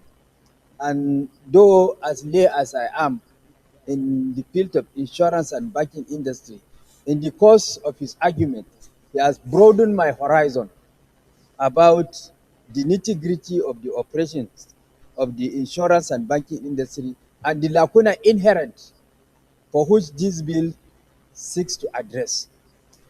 Well, from my layman's perspective, and having interacted closely with the insurance industry in this country, I think the need for this bill will not be overemphasized. We are all victims of the nonchalant performance of the insurance industry, to the effect that they don't honor their commitment, and this is purely as a result of lack of proper regulation and coordination of their activities. Mr. President, distinguished senators, if the insurance industry is properly coordinated and regulated, it has the potential of contributing significantly to our gross domestic product, with all the attendant advantage of creating employment for our teeming unemployed youths. And laws are not supposed to be static. They are supposed to change with the changing nature of society. Therefore, what this bill seeks to do is to harmonize the avalanche of laws governing the insurance industry in this country into one single legal framework for the purpose of moving the insurance industry forward. So I urge my colleagues to support the second reading of this bill. Thank you. Chairman, Senate Committee on Finance, Senator Sani Musa, you have the floor. Thank you, Mr. President. My name is Mohammed Sani Musa, representing Niger East Senatorial District. Mr. President, my distinguished colleagues, I will also join the new chief whip of the Senate in commending and congratulating the mover of this bill. It cannot be overemphasized that the insurance industry in Nigeria is lagging, because there is need for us to reposition it, and the only way we can do it is by way of bringing such a reform bill. The Nigerian insurance industry has been operating out of context compared to the international best practices. If you go to other climes, especially those countries that have advanced economically, you will see that insurance play major parts of the aspects of that advancement they attained. Today in Nigeria, apart from marine insurance, which has become very important and compulsory when you are dealing with items of importation, especially trade across our shores, all other aspects of insurance is relegated. The motor vehicle insurance, those days that before you drive, you must insure your vehicle. Today, I can tell you almost 95% of vehicles in Nigeria are not insured. Talk less of the people, the third-party liabilities that also goes with it. That is the passengers that you carry in your vehicles. Commercial vehicles fly our roads today. There is nothing like insurance cover. The only insurance, resemblance of insurance you can find today in Nigeria also is the air passenger insurance, which of course, if we don't amend our laws to go with the way others do, we will not even see the benefits of it. And when you come to the area of increasing our revenue drive, insurance industry is one sector that will be able to give this country enough of money to take care of other necessities. So I believe this bill is coming at the right time, especially with the renewed hope agenda of the present administration. Once this thing passed and we are able to enact this law, I think this administration will have done a very great thing for this country. So I moved that we support this bill. Thank you, Senator Binos. Dr. Arrow, you have the floor. Yeah. Let's Thank 2 you. minutes each so that others can speak. Then we can get done with the bill. 2 minutes. Okay, thank you, Mr. President, distinguished colleagues. My name is Binos Daudayaro. I represent Adamawa South. And I also join my colleagues that have spoken before me in commending my chairman, because I'm also a member of the committee, for bringing this bill that seeks to consolidate the plethora of acts in the insurance industry. Mr. President, consolidating this bill, the laws into one act, will make it easier for the regulation of that industry. If you look at the banking sector, for example, you have only CBN that regulates all aspects of banking, whether it is commercial banking, investment banking, mortgage banking, or even microfinance banking. CBN is the apex regulator of that industry.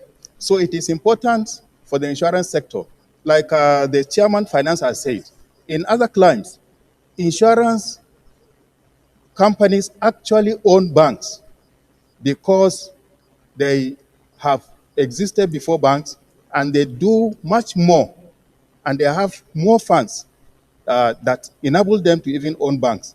So this bill is very, very important, and in my view, when it is passed, it will bring a revolution in the insurance industry that will also improve the economy.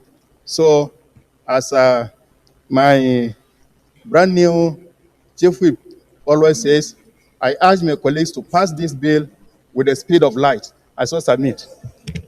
Thank you. I'll now yield the floor to the former leader of the Senate, Senator Abdullahi. Thereafter, another former leader of the Senate, Senator Ningi, will have the floor, and then we'll round up and then put the question for the... Thank you, Mr. President. I would like to first congratulate my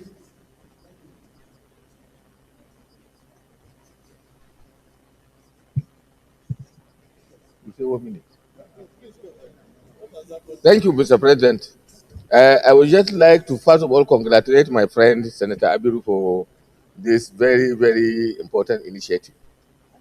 I think the passage of this bill will mark one of the greatest achievements, in the economic sector and the financial sector of this country if we are able to consolidate all the pieces of legislation, regarding insurance. It appears just like some of the earlier commentators and earlier presenters of this bill have said, uh, this particular bill is a onerous attempt to bring the insurance sector together under one single piece of legislation. And this is important for the economy of this country, particularly because insurance is one area where capital, which is required for development and investment in the real sector of the economy, can be derived. And it's also an area where people can invest because risks are reduced through insurance. The major challenges that we have faced and that are becoming very acute today in our economy is the source of investment capital that can be used to revitalize the industrial sector of our economy and also revitalize our infrastructure. Now, with the very vigorous and well managed insurance institution, we can be able to have access to that kind of capital. I do not want to take a lot of your time, but I want to say that this is one piece of legislation that should have priority for passage in this Senate. And I hope by the time it reaches the president, it will get fast assent so that we can be able to really put our own house in order. Thank you very much, Mr. President. Thank you, the former leader, for speaking within the time given to you. And now you the floor to Senator Ningi, thereafter Senator Vito Omi, and then for gender balance, former Deputy Governor of Lagos will round up the debate, and then we go to the next stage of processing. Thank you, the Mr. bill. President. Senator Abdul Ningi, representing Bauchi Central. Mr. President, this is a very brilliant legislation. And looking and reading and perusing through the lead debate, one will understand the very financial mind that the sponsor of the bill intends to make.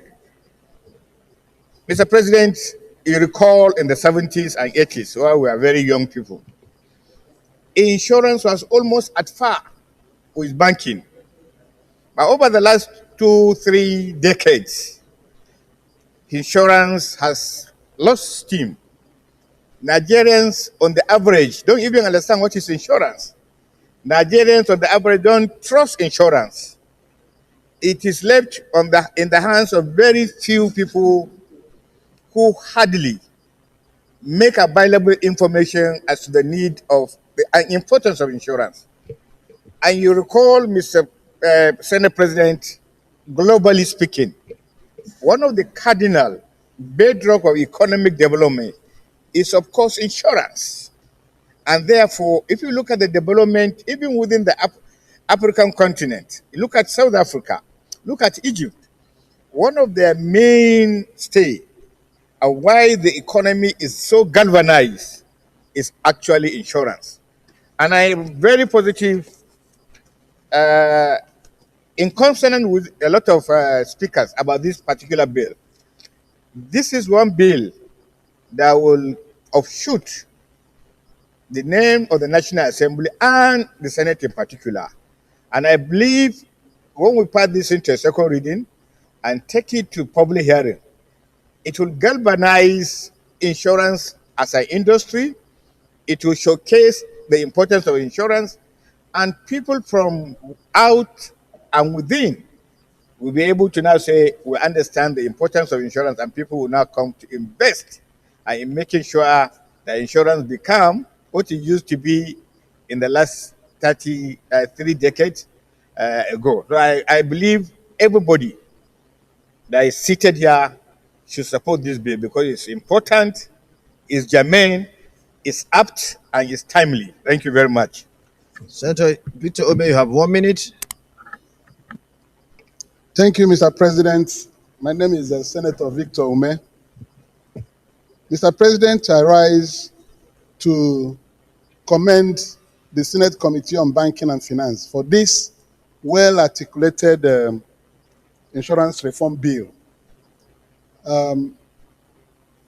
Insurance has not been able to do its work in Nigeria because all risks can be insured in business, in all activities, in all human endeavors.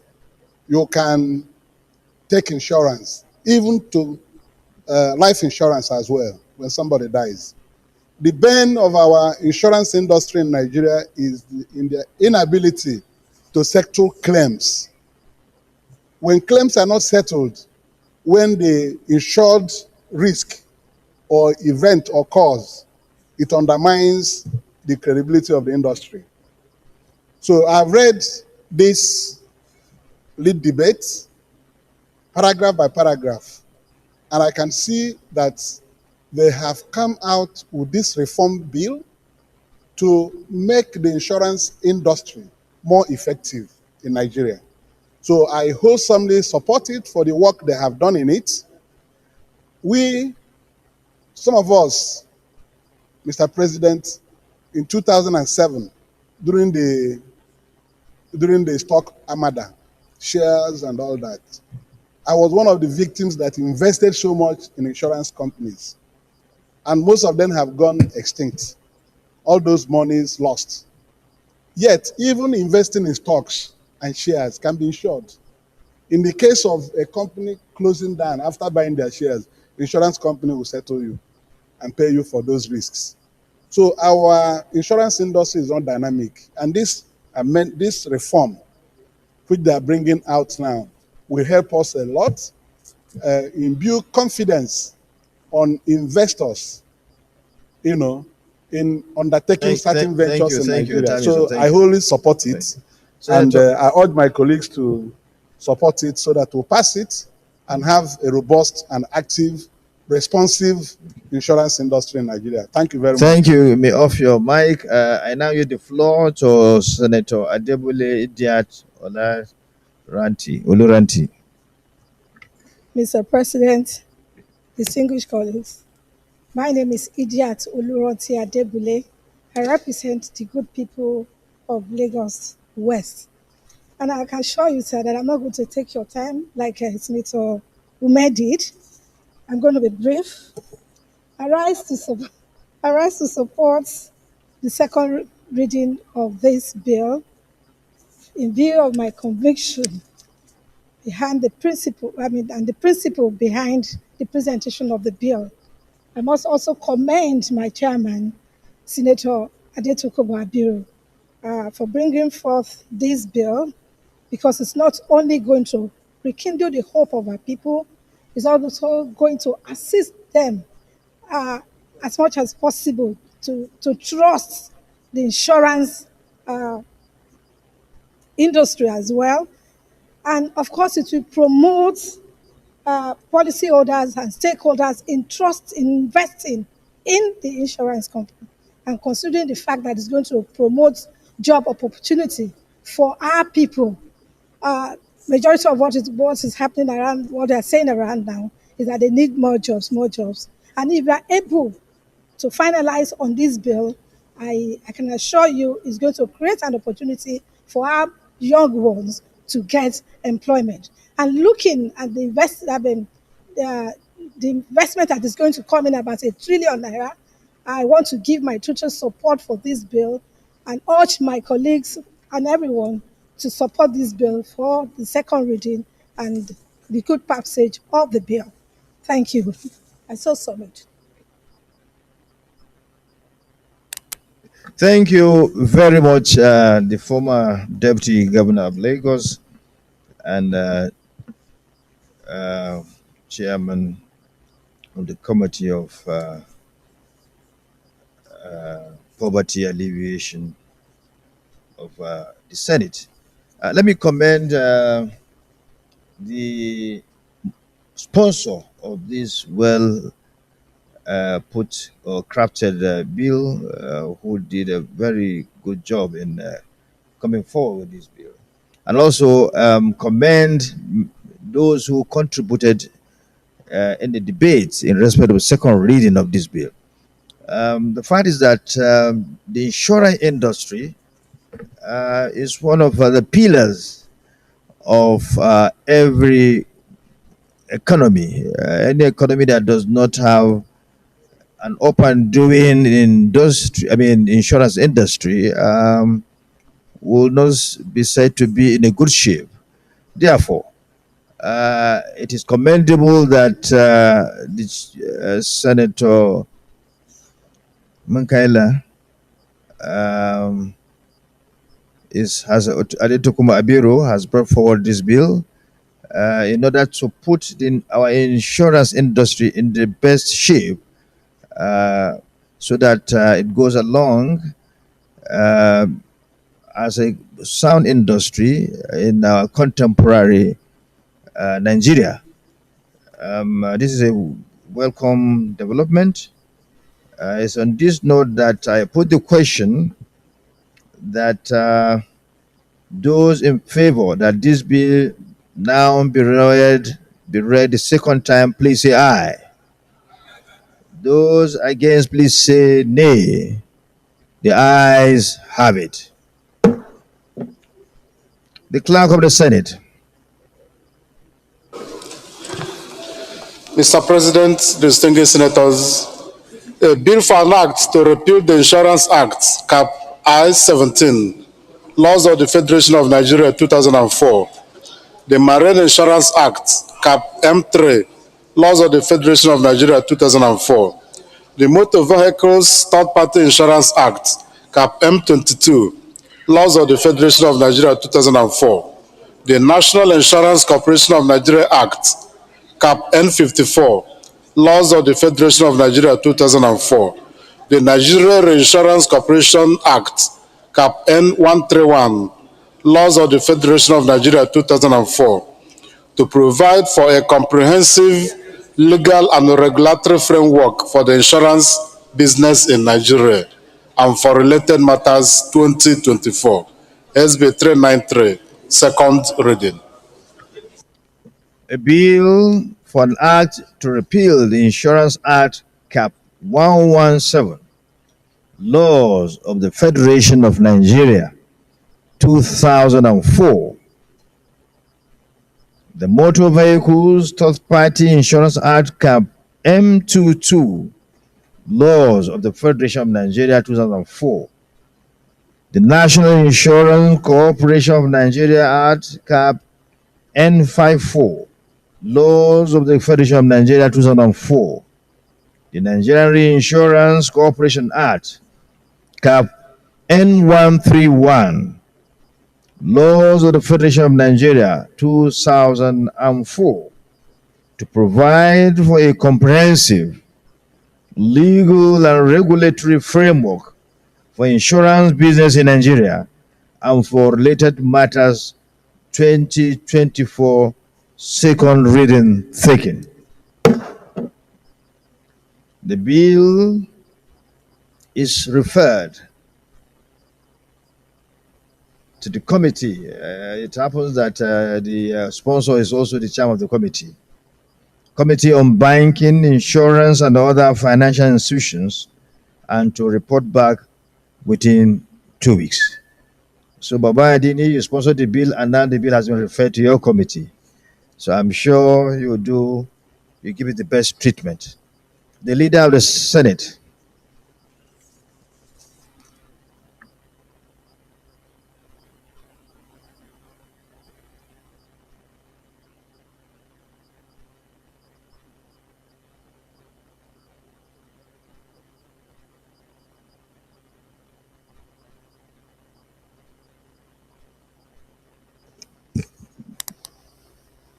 Mr. Senate President, distinguished colleague, the third order of the day is second reading of the South-South Development Commission Establishment Bill 2024 SB 358. The distinguished senator will recall that the bill was read for the first time in this chamber on Thursday, 22 February 2024. Mr. President, you may wish to invite Senator Agadaga to move the motion for the bill to be read the second time. Well, Mr. Gadaga, you may wish to move that the bill be read second time on behalf of the sponsors, Senator Asuko Ekwenyo. You have the floor.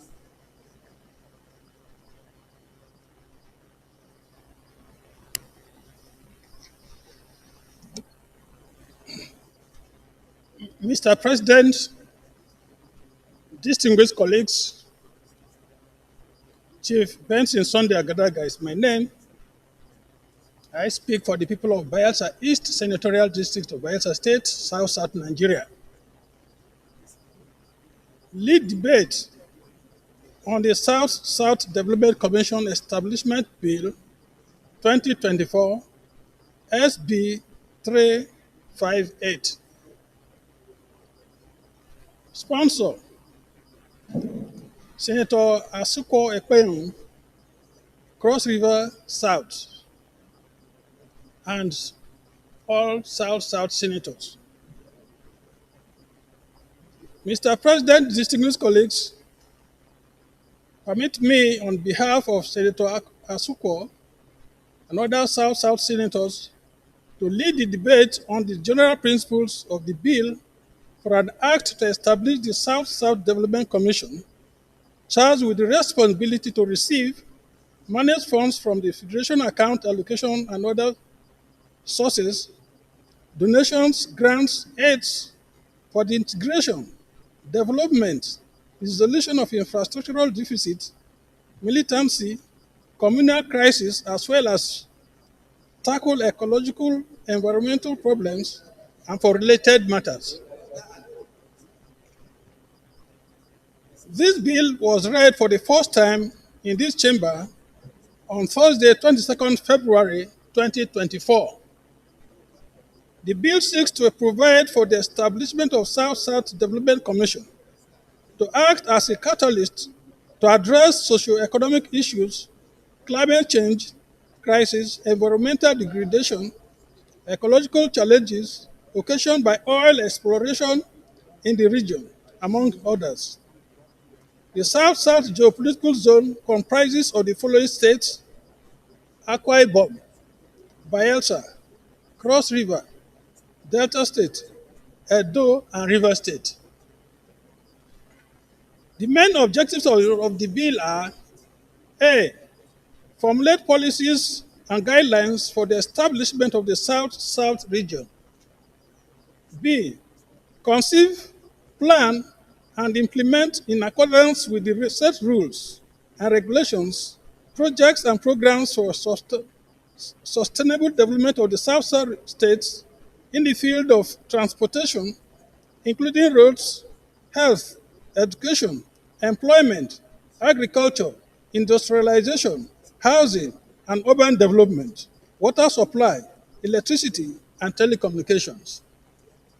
C, cause the South states to be surveyed in order to ascertain the measures which are necessary to promote its fiscal and socio-economic development.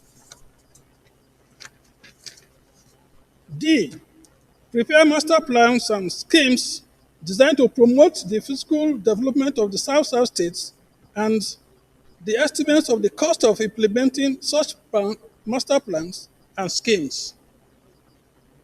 E, implement all the measures approved for the development of the South states by the federal government and the member states of the Commission.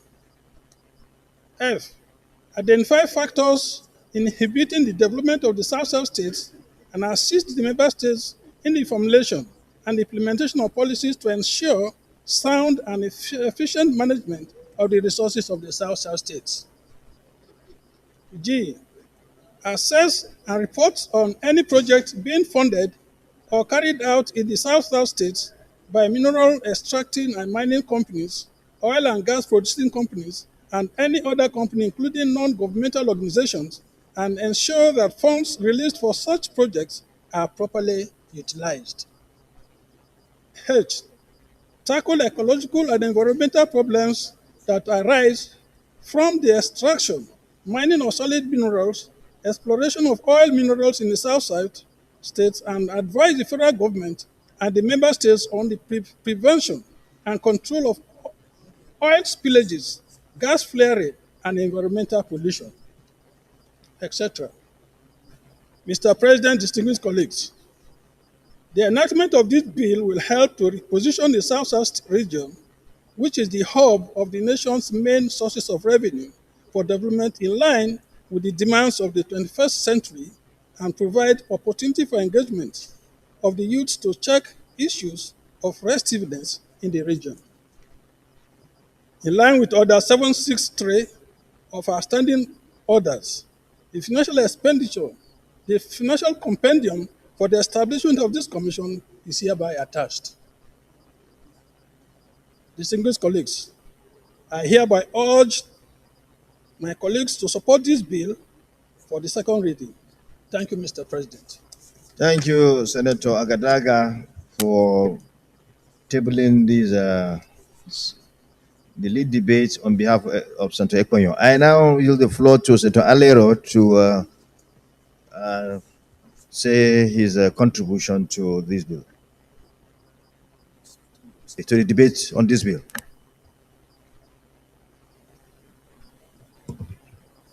Okay, thank you. Thank you, Mr. President, my distinguished colleagues.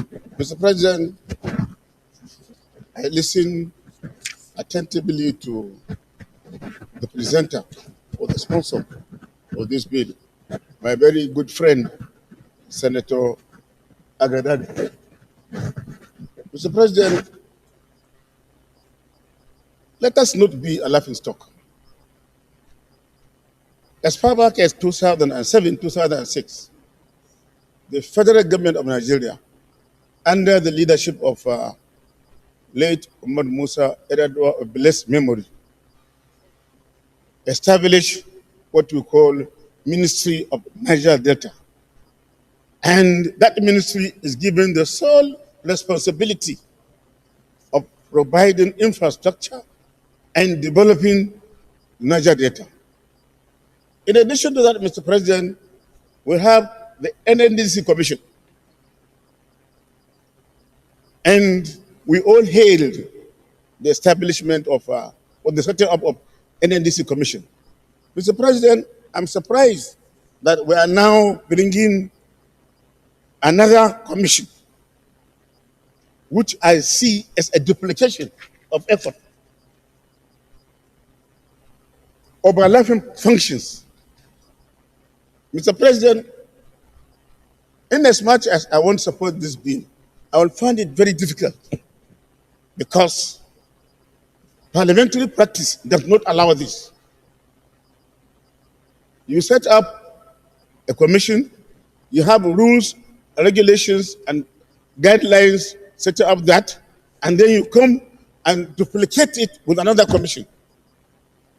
Look, it would have been better if the sponsor of the bill, Senator Asuko Epeyong, come up with an amendment on the Niger Delta Commission. It will be more acceptable to the Senate and indeed the National Assembly. So on this note, Mr. President, I see no reason why we should support the second reading of this bill, because it will amount to duplication, it will amount to waste of resources, it will amount to making the National Assembly to be a laughingstock that we don't know what we are doing. So in essence, I will say that I reject the presentation of this bill. Thank you, Mr. President. Let me take another person here, then I take two this way. Senator Ningi, you have the floor. Mr. Chairman, my name is Senator Abdul Ningi, and I represent Bauchi Central, Bauchi State. Mr. President, by my practice in the Parliament and my personal spirit, I heartily speak against a bill prepared by a member of the Senate or the House. And you recall I was the chairman Niger Delta crisis in the House for 3 very good years. And I was also involved in presenting to the House then the issue of amnesty to the Niger Delta. I was also a co-sponsor of the Niger Delta Development Corporation. So everything about me is Niger Delta, true and true, except that I'm not from there. I've been to Niger Delta through crannies several times in the course of my assignment as a legislator. And I had cause also to also visit some European countries, all on the issue of making sure that Niger Delta gets its fair dues. Having said that, I look at the bill and I look at the objectives of this bill. For me, when you take, nobody is on the chair, so let me carry a while. So when you take the NDDC law and try to compare it with the laws presented here, there are no difference at all.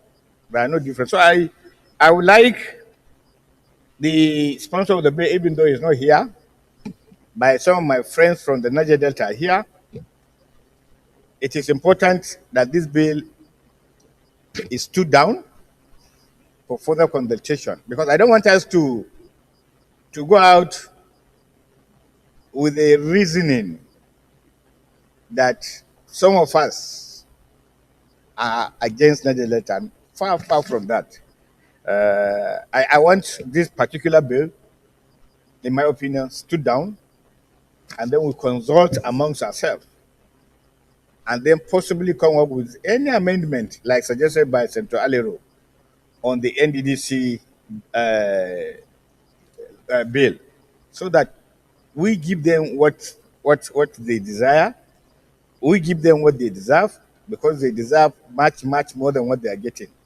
It is important for me to say that on record, but it is not right, after having these intervention programs, to now come up with another one. It makes people feel as if something is amiss. I beg that this bill stood down, that Suko and Co, some of us will put our heads together and come up with a solution to this program. I think that is, in my opinion, that is the best way going forward. So, distinguished colleagues, is it the view of the Senate that this bill be stood down for further consultations? Those in support say aye. Those against say nay. The ayes have it. So the bill is hereby stood down for further consultation. Leader of the Senate.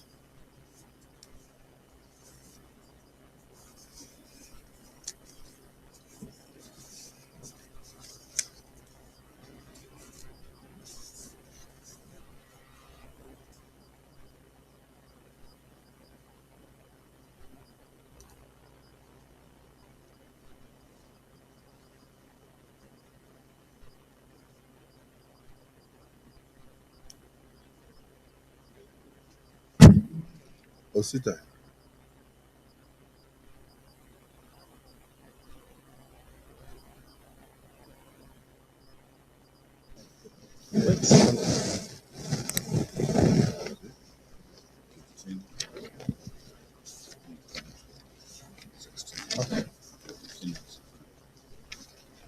Mr. Senate President, distinguished colleague, we have two items from Committee on Trade and Investment, the fourth and the fifth order. And I think it's auspicious for us to take the two together. So the fourth order of the day is presentation and consideration of the report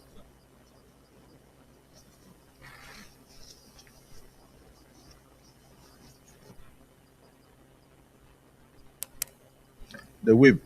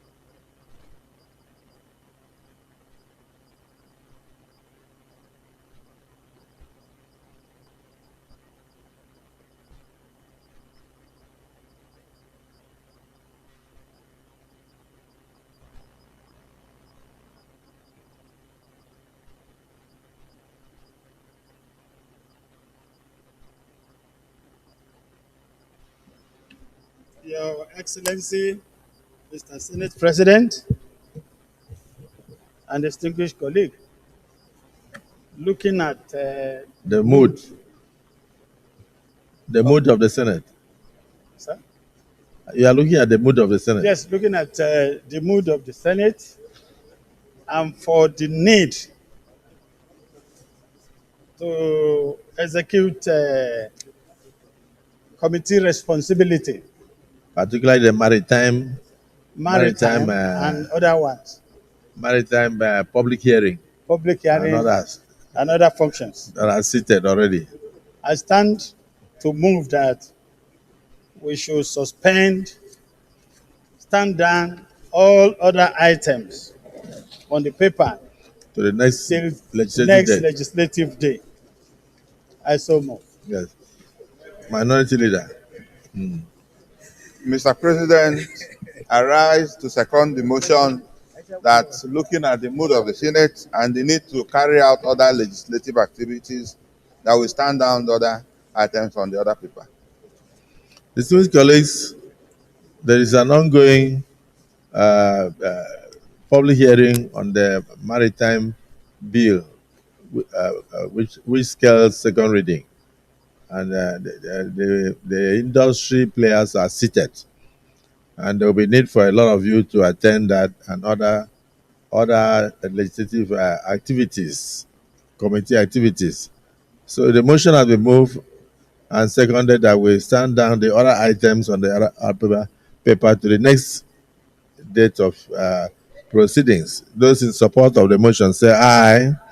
Those against say nay. The ayes have it. All the items are hereby stood down. So you may move for us to adjourn.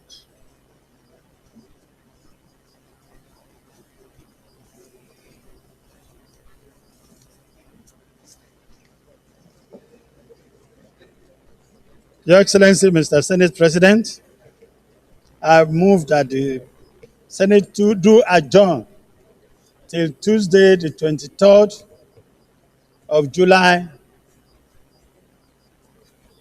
at 11 prompt.